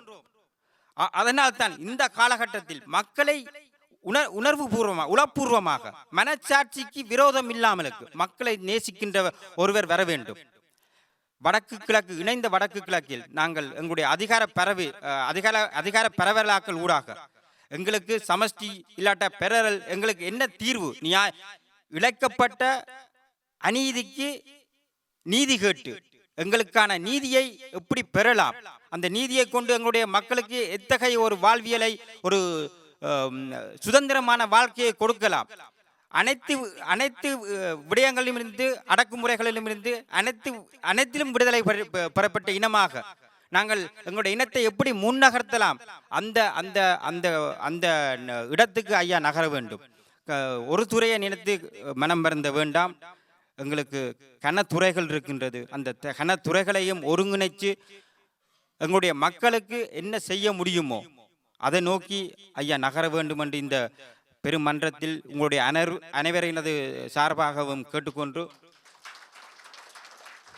வாழ்த்துவதற்கு எனக்கு வயசிலாட்டிலும் இந்த வாய்ப்பு சைவத்தமிழ் சங்கம் எனக்கு கொடுத்திருக்கின்றது. இந்த சைவத்தமிழ் சங்கத்தின் இந்த பாராட்டு விழாவுக்கு அதை ஏற்றுக்கொண்டு வந்த நீதியரசர் மாணிக்கவாசகர் இளஞ்செழியன் ஐயா அவர்களை இந்த உங்கள் அனைவரினது சார்பாகவும் வருக வருக என்று வரவேற்று இந்த நிகழ்வுக்கு அவரை ஏற்று வந்ததுக்கு நன்றி சொல்லி சைவத்தமிழ் சங்கத்தின் சார்பாகவும் உங்கள் சார்பாகவும் அனைவரின் சார்பாகவும் ஐயாக்கு வாழ்த்து சொல்லி அமர்கின்றேன். நன்றி, வணக்கம்.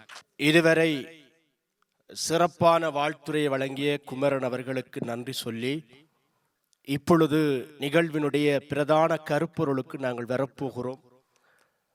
விழா நாயகனுடைய மனச்சாட்சி பேசப்போகிறது. அவருடைய மேன் பதவிகளும் தொடர்ந்து பணியாற்றுகின்ற பணிகளையும் சிங்களம் தடுத்தது காலம் எங்களுக்கு தந்திருக்கிறது. ஆக இது ஒரு காலத்தினுடைய கணக்கு. எப்பொழுதுமே நீதிபதிக்கு முன்னாலே யாரும் பேச பயப்படுவார்கள். நாங்கள் பேசுகிறோம் என்றால் எங்கள் உணர்வோடு எங்கள் உறவோடு ஒன்றி பின்னி பிணைந்த ஒரு நீதிபதியோடு நாங்கள் பேசுகிறோம். ஐயா அவர்களே, நீங்கள் இந்த புலம்பெயர் தேசத்திலே காலடி எடுத்து வைத்ததும் நீங்கள் செல்லுகின்ற இடமெல்லாம் மக்கள் ஓடோடி வந்து உங்களை தாங்கி பிடிக்கிறார்களே, ஏன்? எதற்காக தாங்கி பிடிக்கிறார்கள் என்றால், ஒரு பெரிய மரம் வெட்டப்படுகிறது அடியோடு, அந்த மண்ணினுடைய அந்த மரத்தினுடைய வேர்கள் மண்ணெங்கும் பரவி இருக்கிறது. அது மீள முடியாமல் எழ முடியாமல் தத்தளித்துக் கொண்டிருக்கிற பொழுது ஆங்காங்கே சிறு மழை, ஆங்காங்கே சின்ன சின்னதான குளிர் காற்று வருகிற பொழுது அந்த வேர்கள் ஒரு கணம் சிலிர்த்துக் கொள்ளும், அந்த வேர்கள் ஒரு கணம் புலகாங்கிதம் பெறும். அதுபோலதான் இந்த புலம்பெயர் தேசத்திலே எங்களுடைய மக்கள் உங்களுடைய வருகையை கண்டு புலகாங்கிதம் பெற்றிருக்கிறார்கள். இந்த வேர்கள் சுடுநீரில் குளித்து பனிமழையில் நனைந்து ஓடிக்கொண்டிருக்கக்கூடிய உங்களுடைய உறவுகள், அந்த உறவுகளுடைய உணர்வுகளை நீங்கள் கடந்த காலங்களிலே நடந்து வந்த புலம்பெயர் தேசத்தினுடைய உறவுகள் உங்களுக்காக எடுத்த விழாவிலே நீங்கள் உணர்ந்திருப்பீர்கள் என்று நாங்கள் நம்புகிறோம். எங்களுடைய வடக்கு கிழக்கு இணைந்த தாயகத்திலே நீங்கள் ஒன்றுமே செய்ய வேண்டாம். எங்களுடைய தாயகத்திலே தமிழ் தேசியத்தையும் அடுத்த கட்ட நகர்வுகளையும் முன்னகர்த்தவிட முடியாமல் அந்த கழுத்தை இறுக்கி பிடித்திருக்கக்கூடிய அந்த இரண்டு கைகளையும் எடுத்து விடுங்கள். இணையங்களிலே 40,000க்கும் மேற்பட்ட மாவீரர்களை விதைத்திருக்கிறோம், மக்களை புதைத்திருக்கிறோம். அத்தனை தியாகங்களையும் இணையங்களிலே பார்க்க விடாமல் தடுத்து விடுகிறார்கள்.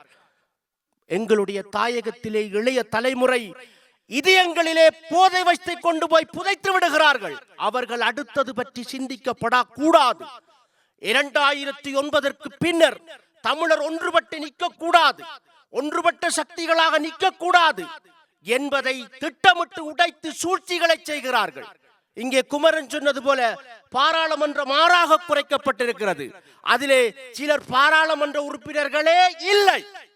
ஆனபடியினாலே உங்களிடத்திலே நாங்கள் வினயமாக கேட்பது, இந்த போத வஸ்து, எங்களுடைய இளைய தலைமுறையினுடைய அடுத்த கட்ட நகர்வுகள், இவை யாவற்றையும் நீங்கள் சொல்லுகின்ற அரசியல் பூக்கடைக்குள்ளே நீங்கள் கொண்டு வர வேண்டும். இது எங்களுடைய வினயமான வேண்டுகோள்.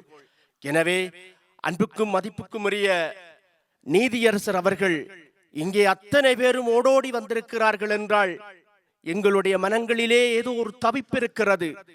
40,000க்கு மேற்பட்ட உயிர்களை மண்ணிலே விதைத்திருக்கிறோம்.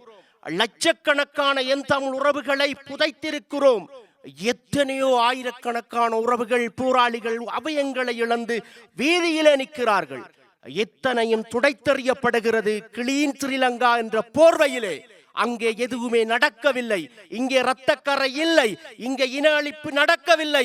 இங்கு எதுவுமே நடக்கவில்லை என்று கிளீன் ஸ்ரீலங்கா என்ற போர்வையிலே சர்வதேசத்துக்கு காட்டிக் கொண்டிருக்கிறார்கள். எங்களுக்கு நடந்தது இன அழிப்பு. எங்களுக்கு தேவை ஒரு தேசம். அதை உங்களால் எப்படி முடியும் என்பதை நீங்கள் வருங்காலங்களிலே அரசியலுக்கு வந்தால் அதை செய்ய வேண்டும். நீங்கள் கவலைப்படாதீர்கள். உங்களை பற்றி ஒரு சிலர் எழுதுகிறார்கள், தூற்றுகிறார்கள் என்று. ஐயா, அது 2009ற்கு பிறகு அத்தனை ஏமாற்றம், அத்தனை வலி. இங்கே பேர் தடுமாறி சொன்னார் என்று சொன்னீர்களே, அத்தனை வலிகளும் ஏமாந்து ஏமாந்து ஏமாந்து போன இனத்தினாலே யார் பார்த்தாலும் பயமாக இருக்கிறது. ஆனால் இளஞ்செழியன் என்கின்ற மனச்சாட்சியுள்ள மனிதனை காலம் தந்திருக்கிறது என்று நாங்கள் நம்புகிறோம். அந்த காலம் சரியாக வழி நடத்தினால் எங்களுடைய நீதி தேவனை, உலகத்தினுடைய தமிழ் மக்களுடைய நீதி தேவனாக வருங்காலத்திலே எம் தமிழ் உறவுகள் கொண்டாடுவார்கள் என்று சொல்லி அவரை ஏற்புரை வழங்குவதற்காக அன்போடும் மாண்போடும் இந்த சுவிஸ் வாழ் உறவுகளுடைய மனச்சாட்சிகளோடு நீதிமன்றம் என்கின்ற ஒரு தூய மனச்சாட்சி பேசப் போகிறது. அவரை அன்போடும் மாண்போடும் வரவேற்றுக் கொள்ளுங்கள். ஆதீன குருக்கள் ஐயா அவர்களே,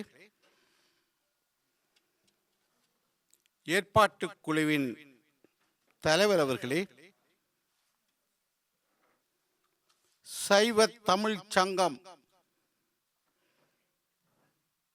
நடாத்தும் சேவை நலன் பாராட்டு நிகழ்வுக்கு வந்துள்ள அனைத்து பெரியோர்களே, நண்பர்களே, சகோதர சகோதரிகளே, அனைவருக்கும் எனது மாலை வணக்கம்.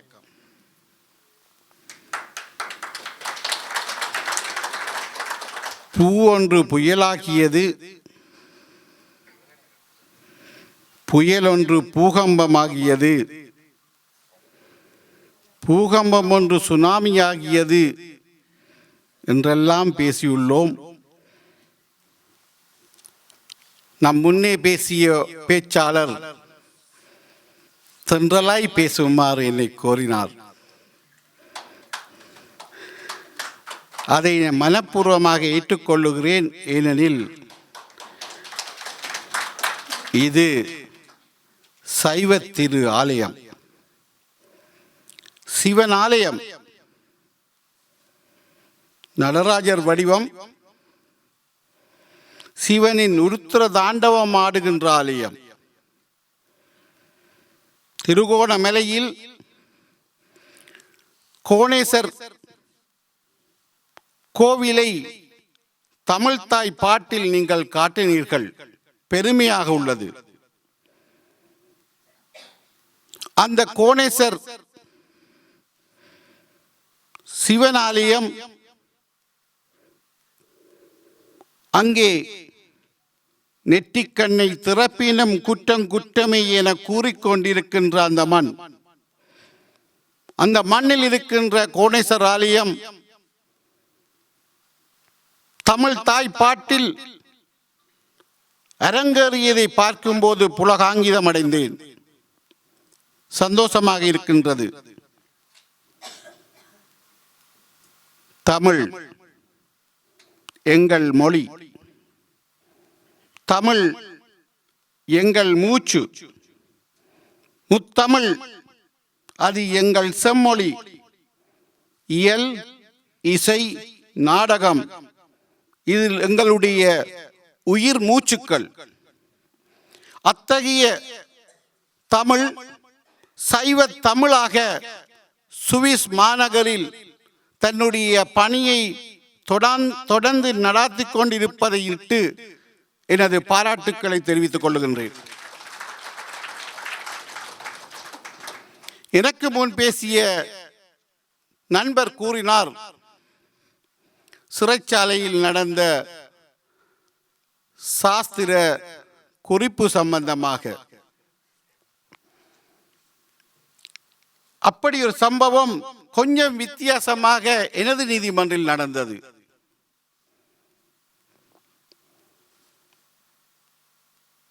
பத்தொன்பது வயது, 2018 ஆண்டு அல்லது 17 ஆண்டு என நினைக்கின்றேன். 19 வயது இளைஞன். போர் முடிவடையும் போது 2009 அவருக்கு 11 வயது. தெரு சண்டித்தனங்கள் அதிகரித்து இருந்த காலம். தாயிடம் கேட்டார் தன்னை லண்டனுக்கு அனுப்பி வைக்குமாறு. தாயார் சொன்னார், முதலாவது அண்ணனும் 2வது அண்ணனும் லண்டனில் இருக்கின்றார்கள். போர் முடிவடைந்து விட்டது, இனி அகதியாக செல்ல முடியாது என கூறினார்.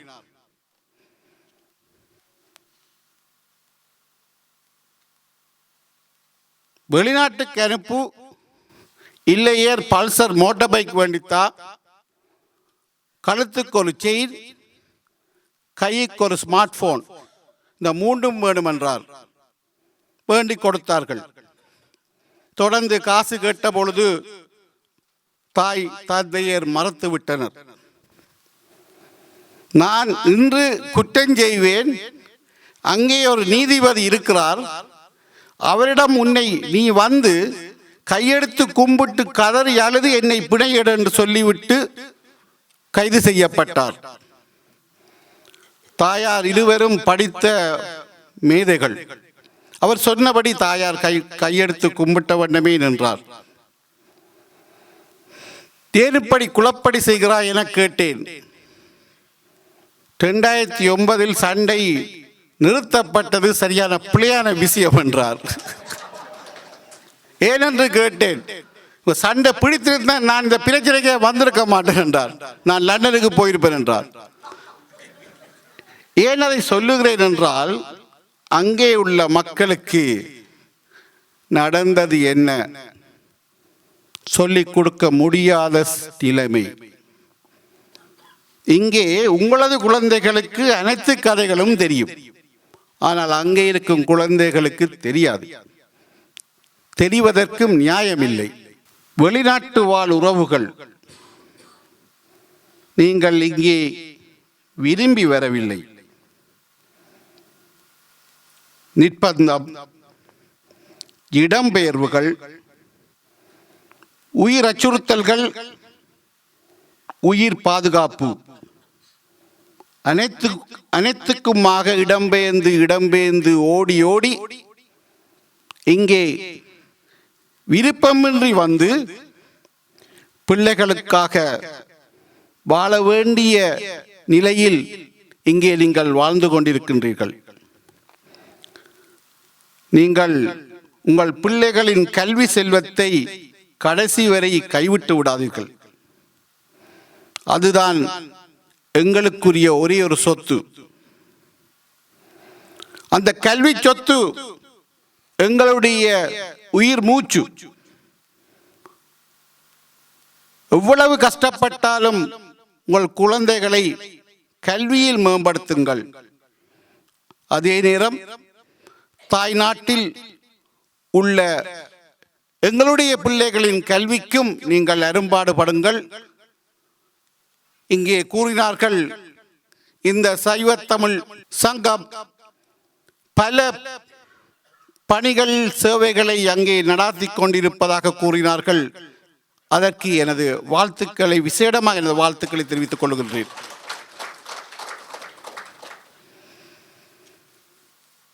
அடுத்ததாக மண்ணில் நடந்தது ஒரு காவியம், அது ஒரு சரித்திரம். அதனை மறக்கவும் முடியாது, மன்னிக்கவும் முடியாது. இருப்பினும் ஒவ்வொரு நிமிடமும் நாங்கள் முன்னோக்கி நகர்ந்து செல்ல வேண்டிய சூழ்நிலையில் வாழ்ந்து கொண்டிருக்கின்றோம். போதவஸ்து சம்பந்தமாக எல்லாம் இங்கே பேசப்பட்டது. எமது காலத்தில் அது சம்பந்தமாக இறுக்கமான நடைமுறைகளை முன்வைத்து ஓரளவு கட்டுப்பாட்டுக்குள் கொண்டு வந்தோம். இருப்பினும் எதிர்காலம் எங்களுடைய மக்கள் போதை வஸ்தின் பின் செல்வதற்கு அனுமதிக்கவும் முடியாது. அவர்கள் எங்களுடைய கலாச்சாரம் அளிக்கப்படுவதற்கு இடமளிக்கவும் முடியாது. எமது பண்பாடுகள் எவ்வளினாலும் நசுக்கப்படுவதற்கும் அனுமதிக்க முடியாது. அதனை ஒவ்வொரு தமிழ் மகனும், தாய்நாட்டில் வாழும் தமிழ் மகனும், வெளிநாட்டு வாழ் மண்ணின் மைந்தர்களும் மனதில் நிறுத்தி உங்களுடைய நடவடிக்கைகளை நீங்கள் முன்னோக்கி செல்ல வேண்டும். அங்கே இருக்கும் எம்மவர்களால் என்ன செய்ய முடியுமோ அதை செய்வோம், செய்ய வேண்டும் என்பது உங்களுக்கு உறுதியாக கூறிக்கொள்ள முடியும்.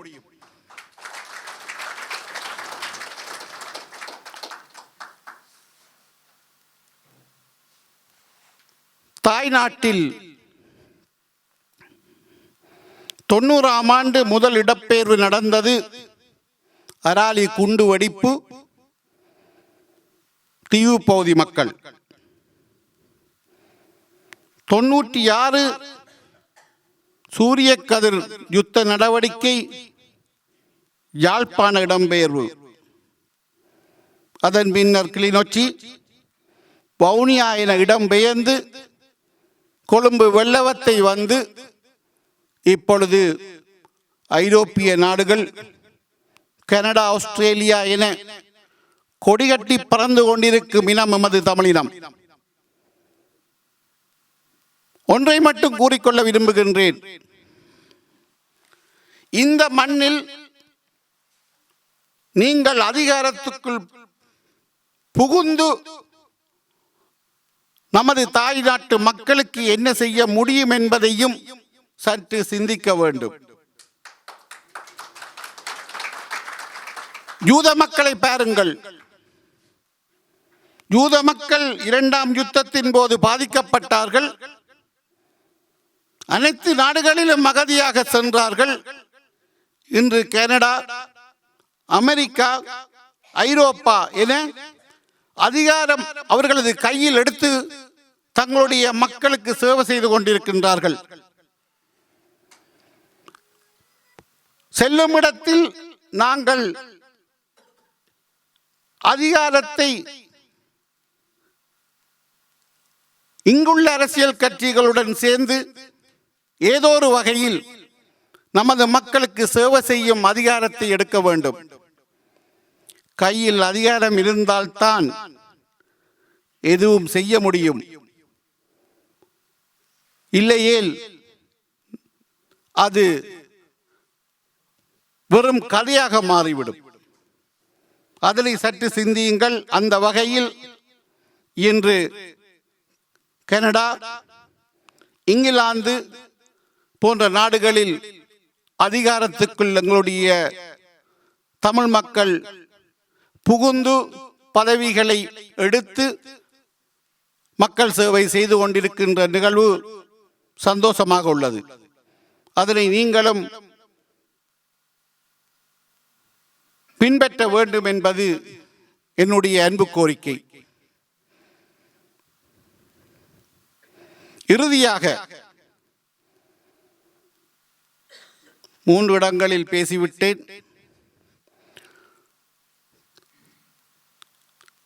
தொடர்ந்து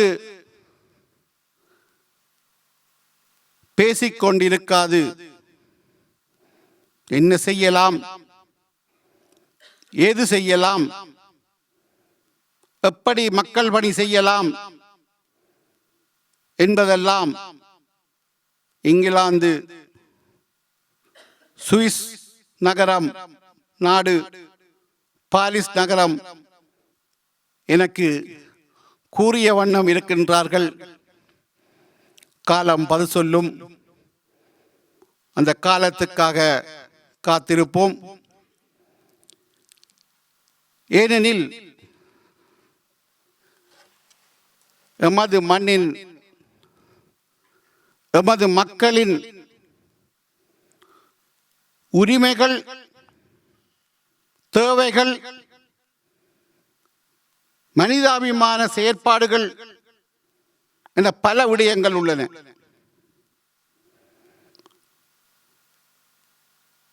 வெளிநாட்டு வாழ் அனைத்து தமிழ்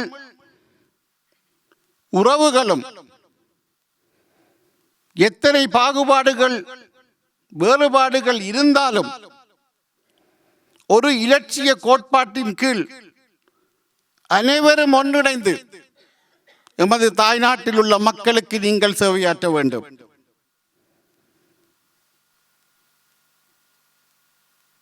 உங்களுடைய பலம் அங்கே அவசியமானது.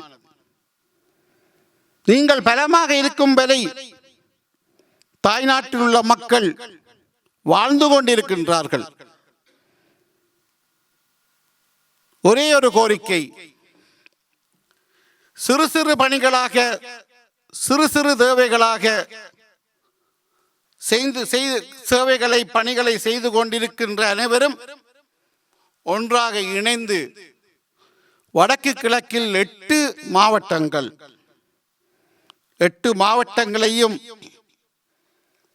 ஒவ்வொரு நாட்டில் உள்ள எங்களுடைய தமிழ் உறவுகள் தனித்தனியாக தத்தெடுத்து அந்த மக்களுக்கு திட்டமிட்டு நீங்கள் 2 வருடம் நீங்கள் பணியாற்றுவீர்களாக இருந்தால் எமது மக்கள் யாரிடமும் கையேந்த தேவையும் இல்லை. எமது இனம் கையேந்திய இனமும் அல்ல. ஆகவே அதுதான் எனது அன்பு கோரிக்கை. கனடா வாழ் மக்கள், இங்கிலாந்து மக்கள், பிரான்ஸ் மக்கள், சுவிஸ் மக்கள் என்ன செறிந்து வாழுகின்றீர்கள். ஒவ்வொரு மாவட்டத்தை ஒரு நாடு தத்தெடுங்கள். நீங்கள் வடக்கு கிழக்கு மற்றும் யாழ்ப்பாணத்துக்கு தொடர்ந்து வருகை தருபவர்கள் ஒரு கணம் மேனையின் வீதியில் இருந்து கிளிநொச்சி முல்லைத்தீவு வீதி நோக்கி செல்லுங்கள். அங்கே போரினால் பாதிக்கப்பட்ட உறவுகள், போரினால் பாதிக்கப்பட்ட அங்கவீனர்கள், போரினால் பாதிக்கப்பட்ட வீடுகள், போரினால் பாதிக்கப்பட்ட ஏழை பிள்ளைகள் தங்களை கல்வியை தொடர முடியாத நிலை என பல விடயங்கள் அங்கே உள்ளன. நீங்கள் நேரடியாகவே சென்று நேரடியாகவே உங்களுடைய பணியை தொடருங்கள். அதுதான் என்னுடைய ஆலோசனை. நேரே செல்லுங்கள், கண்ணால் பாருங்கள், மனச்சாட்சியை திறவுங்கள், உங்களுடைய கடமையை புரியுங்கள். மன திருப்தியோடு நீங்கள் மீண்டும் தாய்நாட்டில் இருந்து இந்த மண்ணுக்கு திரும்பி வரலாம். ஆகவே அதனை சிந்திக்க வேண்டும், செயல்படுத்த வேண்டும் என்பது என்னுடைய அவா. நீங்கள் இட்ட கோரிக்கைகள் காலம் பதில் சொல்லும் என கூறி விடைபெறுகின்றேன். நன்றி, வணக்கம். எனவே ஐயா அவர்கள் சொன்னது போல அங்கிருந்து பிடுங்கி எறியப்பட்ட இந்த உறவுகள் ஐயாவினுடைய வருகையை கண்டு இங்கே அவர் சென்ற இடமெல்லாம் கூடி மகிழ்ந்து வினயமான வேண்டுகோள்களை எல்லாம் விடுத்து அவருடைய மனச்சாட்சியை உலுக்கி அவருடைய உணர்வோடும் அவருடைய அந்த நீதித்துறையோடும் சார்ந்த விடயங்களை தங்களுடைய துன்பியல்கள் அத்தனையும் சொல்லியிருக்கிறார்கள். அத்தனைக்கும் காலம் பதில் சொல்லும் என்று சொல்லியிருக்கிறார். எனவே இது ஒரு சேவை நலன் பாராட்டு விழா. அந்த வகையிலே ஒரு நல்லதொரு நீதி தேவனாக இந்த இனம் எதிர்பார்க்கிறது என்ன என்கிற வீண் அவாக்களை நாங்கள் எல்லோரும் கொட்டி தீர்த்திருக்கிறோம். காலம் பதில் சொல்லும். இங்கே ராதாண்ணன் சொன்னது போல அந்த காலம் பதில் சொல்லும் வரை நீங்கள் பொது வழிகளிலே ஐயாவை பற்றி கொட்டி தீர்க்காதீர்கள். அவருக்கு தெரியும் இந்த தமிழாக்கள், அதாவது தமிழர்கள், ஒரு தங்களுக்குரிய தேவையானவரை தன்னை நேசிக்கின்ற அந்த மக்கள் எவ்வளவு தூரம் தூக்கி வைத்திருப்பார்கள் என்றும் தெரியும். அவ்வாறு தவறுகின்ற பட்சத்தில் எவ்வாறு செய்வார்கள் என்றதும் ஐயாவுக்கு தெரியும். ஐயா, உங்களை பற்றி சின்ன சின்னதாக எழுதுகின்ற விடயங்களை நீங்கள் மனதில் எடுத்து மனச்சஞ்சலப்படாதீர்கள். காரணம் அத்தனையும் வலி, ஏமாந்து ஏமாந்து ஏமாந்து பயத்தின் காரணமாக எழுதுகிறார்கள். அது எல்லாம் விடுத்து நீங்கள் சொன்னது போல உங்களுடைய காலம் பதில் சொல்லும். அந்த காலத்துக்காக நாங்கள் அத்தனை பேரும் காத்திருப்போம் என்று சொல்லி இப்பொழுது நன்றி உரைக்காக சூரி சிவங்கோயில் சைவத்தமிழ் சங்கத்தினுடைய அன்பே சிவம் நன்றியுரை வழங்குவதற்கு முன்பதாக ஐயா அவர்களுக்கான வாழ்த்துப்பா வழங்கப்பட இருக்கிறது. சைவத்தமிழ் சங்கத்தின் சார்பாக அதனுடைய செயலாளர் சிறிஸ்கந்தவேல் அவர்கள் இப்பொழுது அந்த வாழ்த்துப்பாவை வாசித்து ஐயாவுக்கு மதிப்பளிப்பார். சேவை நலன் பாராட்டு விழா. மண்ணின் மைந்தன், நீதிக்கண்ணின் நிலைத்த பேராளன், வேலனை தந்த கல்வி பேராசான், மனிதம் போற்றும் பெருமனிதன், முன்னாள் நீதியரசர் மாணிக்கவாசகர் இளஞ்செழியன் அவர்களை வாழ்த்தும் வாழ்த்துப்பா. நீதி நெறி நின்று நிமிர்ந்தது நீர்தான், நேர்மையின் விளக்கொளியாய் நெஞ்சமெங்கும் வீசினீர். நீதி நெறி நின்று நிமிர்ந்தது நீர்தான், நேர்மையின் விளக்கொளியாய் நெஞ்சமெங்கும் வீசினீர். சேவை செழுமை சிந்தையிலே சிறந்து வளர்ந்தீர். சத்தியத்தின் சிம்மாசன திலகமாய் விளங்கினீர். சேவை செழுமை சிந்தையிலே சிறந்து வளர்ந்தீர். சத்தியத்தின் சிம்மாசன திலகமாய் விளங்கினீர். மாணிக்க நாமம் போல மதியொளி பரப்பினீர். இளஞ்செழியன் நாமம் என்றும் இதயத்தில் ஓங்குமே. மாணிக்க நாமம் போல மதியொளி பரப்பினீர். இளஞ்செழியன் நாமம் என்றும் இதயத்தில் ஓங்குமே. நீதி நெறியால் சமூகத்தை எழுப்பினீர். நீதி சின்னமாய் தலைமுறைக்கும் சான்றீர். நீதி நெறியால் சமூகத்தை எழுப்பினீர். நீதி சின்னமாய் தலைமுறைக்கும் சான்றீர். உங்கள் பயணமே நீதிக்கீற்றாய் வழிகாட்டும். உலகம் துதிக்கும் உன்னதம் உங்கள் நற்பணி. உங்கள் பயணமே நீதிக்கீற்றாய் வழிகாட்டும். உலகம் துதிக்கும் உன்னதம் உங்கள் நற்பணி. நல்வாழ்வு பொங்க வாழ்த்துகிறோம் இதயம் கொண்டு. நீதியின் நாயகா நீண்ட ஆயுள் பெறுவீராக. நல்வாழ்வு பொங்க வாழ்த்துகிறோம் இதயம் கொண்டு. நீதியின் நாயகா நீண்ட ஆயுள் பெறுவீராக.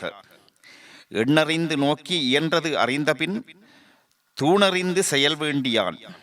சைவத்தமிழ் சங்கம். இப்பொழுது இந்த வாழ்த்து மடலை சைவத்தமிழ் சங்கத்தினுடைய தலைமை ஒருங்கிணைப்பாளர் திரு ராதாகிருஷ்ணன் அவர்கள் ஐயாவுக்கு வழங்கி மதிப்பளிக்கிறார். அவருடன் இணைந்து எங்களுடைய ஆலயத்தினுடைய குருக்கள் ஐயா கைலாசநாத குருக்கள் ஐயா அவர்களும் இணைந்து இந்த வாழ்த்துப்பாவை வழங்குகின்றார்கள்.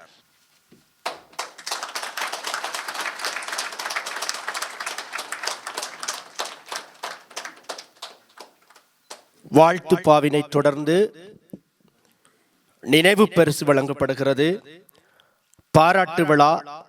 மண்ணின் மைந்தன், நீதிக்கண்ணின் நிலைத்த பேராளன், வேலனை தந்த கல்வி பேராசன், மனிதம் போற்றும் மாமனிதன், முன்னாள் நீதியரசர் திரு மாணிக்கவாசகர் இளஞ்செழியன் அவர்களுக்கு அருள்மிகு சிவன் கோயிலில் 13/11/2025 அன்று நடைபெற்ற சேவை நலன் பாராட்டு விழாவில் சுவிஸ் தமிழர்களின் அன்பையும் மரியாதையும் பகிர்ந்து வழங்கப்பெற்றது.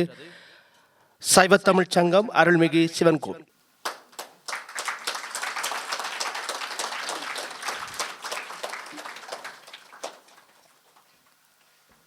இப்பொழுது நன்றியுரைக்காக சூரிச்சிவங்கோயில் சைவத்தமிழ் சங்கம் அன்பே சிவம் அமைப்பினுடைய ஒருங்கிணைப்பாளர் திருநாவுக்கரசு திருநாமசிங்கம் அவர்கள். முதலில் எங்களுடைய அழைப்பை ஏற்று இங்கே வருகை தந்திருக்கக்கூடிய ஐயா அவர்களுக்கு எங்களுடைய அன்பையும் நன்றியையும் தெரிவித்துக் கொண்டு, எனக்கு தரப்பட்ட பணி நன்றியுரை இருந்தாலும் ஒரு சில வார்த்தைகளை கூறித்தான் நன்றியை உரைக்கு செல்ல முடியும். மனிதம் மறக்கப்பட்ட மானிடர் வாழும் இந்த பரந்த பூமியிலே மனிதம் இருக்கு என்பதை காட்டியவர் நீங்கள். உதாரணம் எல்லோரும் கூறிவிட்டார்கள். உங்களுடைய பாதுகாவலன் இறந்த போது அந்த நிமிடம் உங்களுடைய மனம் சொல்லியிருக்கும், ஐயோ நான் இறந்திருக்கலாமே என்று. அதை எங்களால் உணர முடிந்தது. வீரம் என்று சொன்னால் அங்கே எங்களுடைய தேசத்தை பற்றி, தேசியத்தை பற்றி, மக்களை பற்றி பேசக்கூடியவர்கள், அரசியல்வாதிகள் அல்லது ஊடகவியலாளர்கள் எல்லோரும் இரும்பு கரங்களால் அடக்கப்பட்ட போது அந்த இரும்பு கரங்களை இரும்பு கம்பிக்குள் போட்டவர் நீங்கள். அப்போது உங்களுடைய வீரத்தை பார்த்தோம். அம்பிகாக்கா கூறியிருந்தார், சிவனிடம் வேண்டினால் நடைபெறும் என்று. தெரிந்தோ தெரியாமலோ இந்த அரங்கு உங்களை முதலமைச்சராக்கிவிட்டது. என் தம்பி கூறும்போது பேரை மாறி சொன்ன போதே நீங்கள் முதலமைச்சராகிவிட்டீர்கள். இது எங்களுடைய வாழ்த்து. ஐயா, நீங்கள் கூறினீர்கள் இங்கே இருக்கக்கூடியவர்கள் எல்லோரும் வந்து எங்களுடைய உறவுகளின் அந்த அவலத்தை பார்த்து உதவும்படி 16 ஆண்டுகளாக சைவ தமிழ்ச்சங்கம் அங்கே அன்பே சிவம் என்கின்ற அறக்கட்டளையை உருவாக்கி நேரடியாக சென்று, அதாவது அந்த உறவுகள் எல்லோரும் முள்வேலிக்குள் முடக்கப்பட்ட போது உருவாக்கப்பட்டது சைவ தமிழ் சங்கத்தால் அந்த அன்பே சிவம் என்ற அமைப்பு. அது நீங்கள் எண்ணியதை எதிர்பார்ப்பதை செய்து கொண்டிருக்கிறது. இனியும் தொடர்ந்து அது செய்து கொண்டிருக்கும். எங்களை வழிநடத்தியவர்கள் இப்போது மௌனித்திருக்கிறார்கள். ஆகவே சில வேளைகள் அந்த மௌனம் கூட எங்களை வெல்லச் செய்யும். அந்த வெல்லச் செய்கின்ற போது உங்களுடைய பணியும் நீங்களும் அவர்களோடு இணைந்து எங்களை வெல்ல வைப்பீர்கள். ஏனென்றால் பல ஆத்மாக்கள் பல ஏக்கத்தோடு அங்கே உறங்கிக் கொண்டிருக்கிறது. அது உங்களுக்கு தெரியும். நீங்கள் ஒரு கிருசாந்தியின் வழக்கை தொடர்ந்தீர்கள் என்று எத்தனையோ கிருசாந்திகளின் எலும்பு கூடுகளை இப்போது எண்ணிக்கொண்டிருக்கிறார்கள். அதையும் நீங்கள் பார்த்து கொண்டிருக்கிறீர்கள். நீங்கள் உங்களுடைய பதவி போனதை எண்ணி மனப்பருந்தப்பட்டீர்கள். நான் நினைக்கின்றேன், ஒரு நாட்டினுடைய சட்டம், ஒருவர் அரசியலுக்கு வருவதாக இருந்தால் அவர் அந்த பதவியில் இருக்க முடியாது. காலம்தான் உங்களை நகர்த்துகிறது ஐயா. ஏனென்றால் அந்த பதவியை தானாக திறந்து நீங்கள் அங்கே செல்லுங்கள் என்று உங்களுக்கு அந்த காலம் உங்களை வழி அனுப்பி வைக்கிறது. நீங்கள் உங்களுடைய பணியை தொடருங்கள். இப்போது என்னுடைய நன்றி உரைக்கு வருகின்றேன். முதல்ல உங்களுக்கு நன்றி, அத்தோடு அந்த வேலனை மக்களுக்கு நன்றி. ஏனென்றால் இப்படி ஒரு அழகான சந்தர்ப்பத்தை ஏற்படுத்தி தந்தது வேலனையூர் மக்கள், அவர்களுக்கு நன்றி.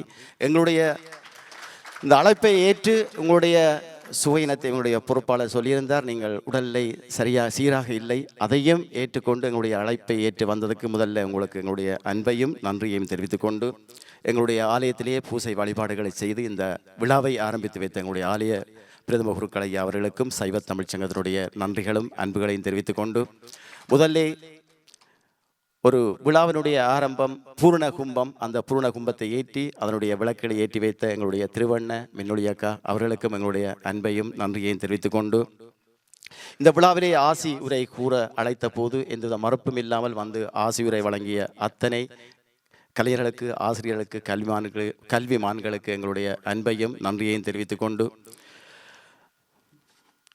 அதுபோன்று எங்களுடைய விழா ஏற்பாடு செய்கின்ற போது இந்த விழாவை தொய்வுபடாமல் சிறப்பாக ஒரு எழுச்சியாக வைத்திருக்க வேண்டும் என்பதற்காக நாங்கள் தெரிவு செய்த ஆயுதம் கவிதரன் என்கின்ற ஆயுதம். அவர் உண்மையில் இந்த அரங்கை சிறப்பாக வழிநடத்தினார்.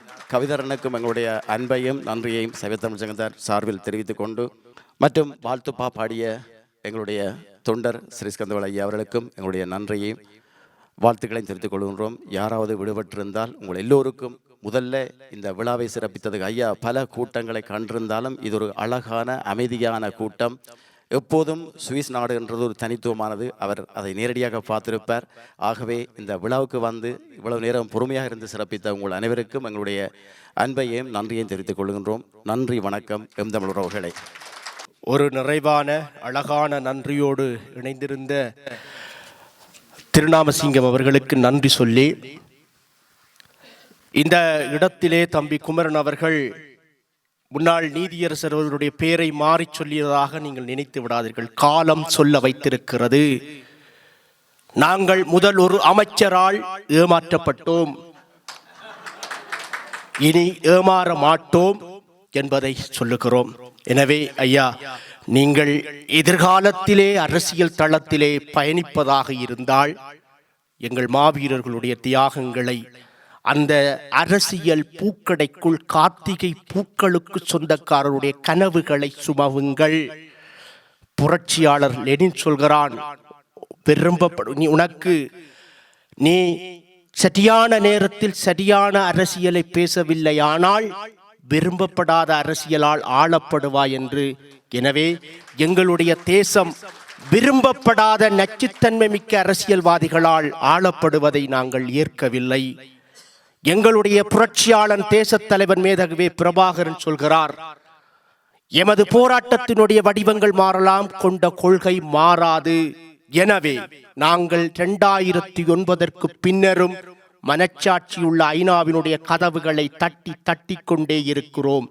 எனவே நாங்கள் போராட்டத்தினுடைய வடிவத்தை மாற்றி இங்கே போராடுவதற்கு நீங்கள் அங்கே இருந்து சரியான அரசியல் களம்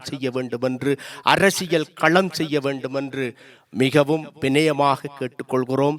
பேரன்பை தந்திருக்கிறோம், பெரும் சுமையை தந்திருக்கிறோம், பெரும் வழிகளை சொல்லி இருக்கிறோம். எங்களுக்கெல்லாம் ஒரு வழிகள் இருக்கிறது ஐயா, அந்த வழித்தடங்களிலே நீங்கள் பயணிங்கள் அரசியல் தளத்திலே என்று சொல்லி இருக்கிறோம்.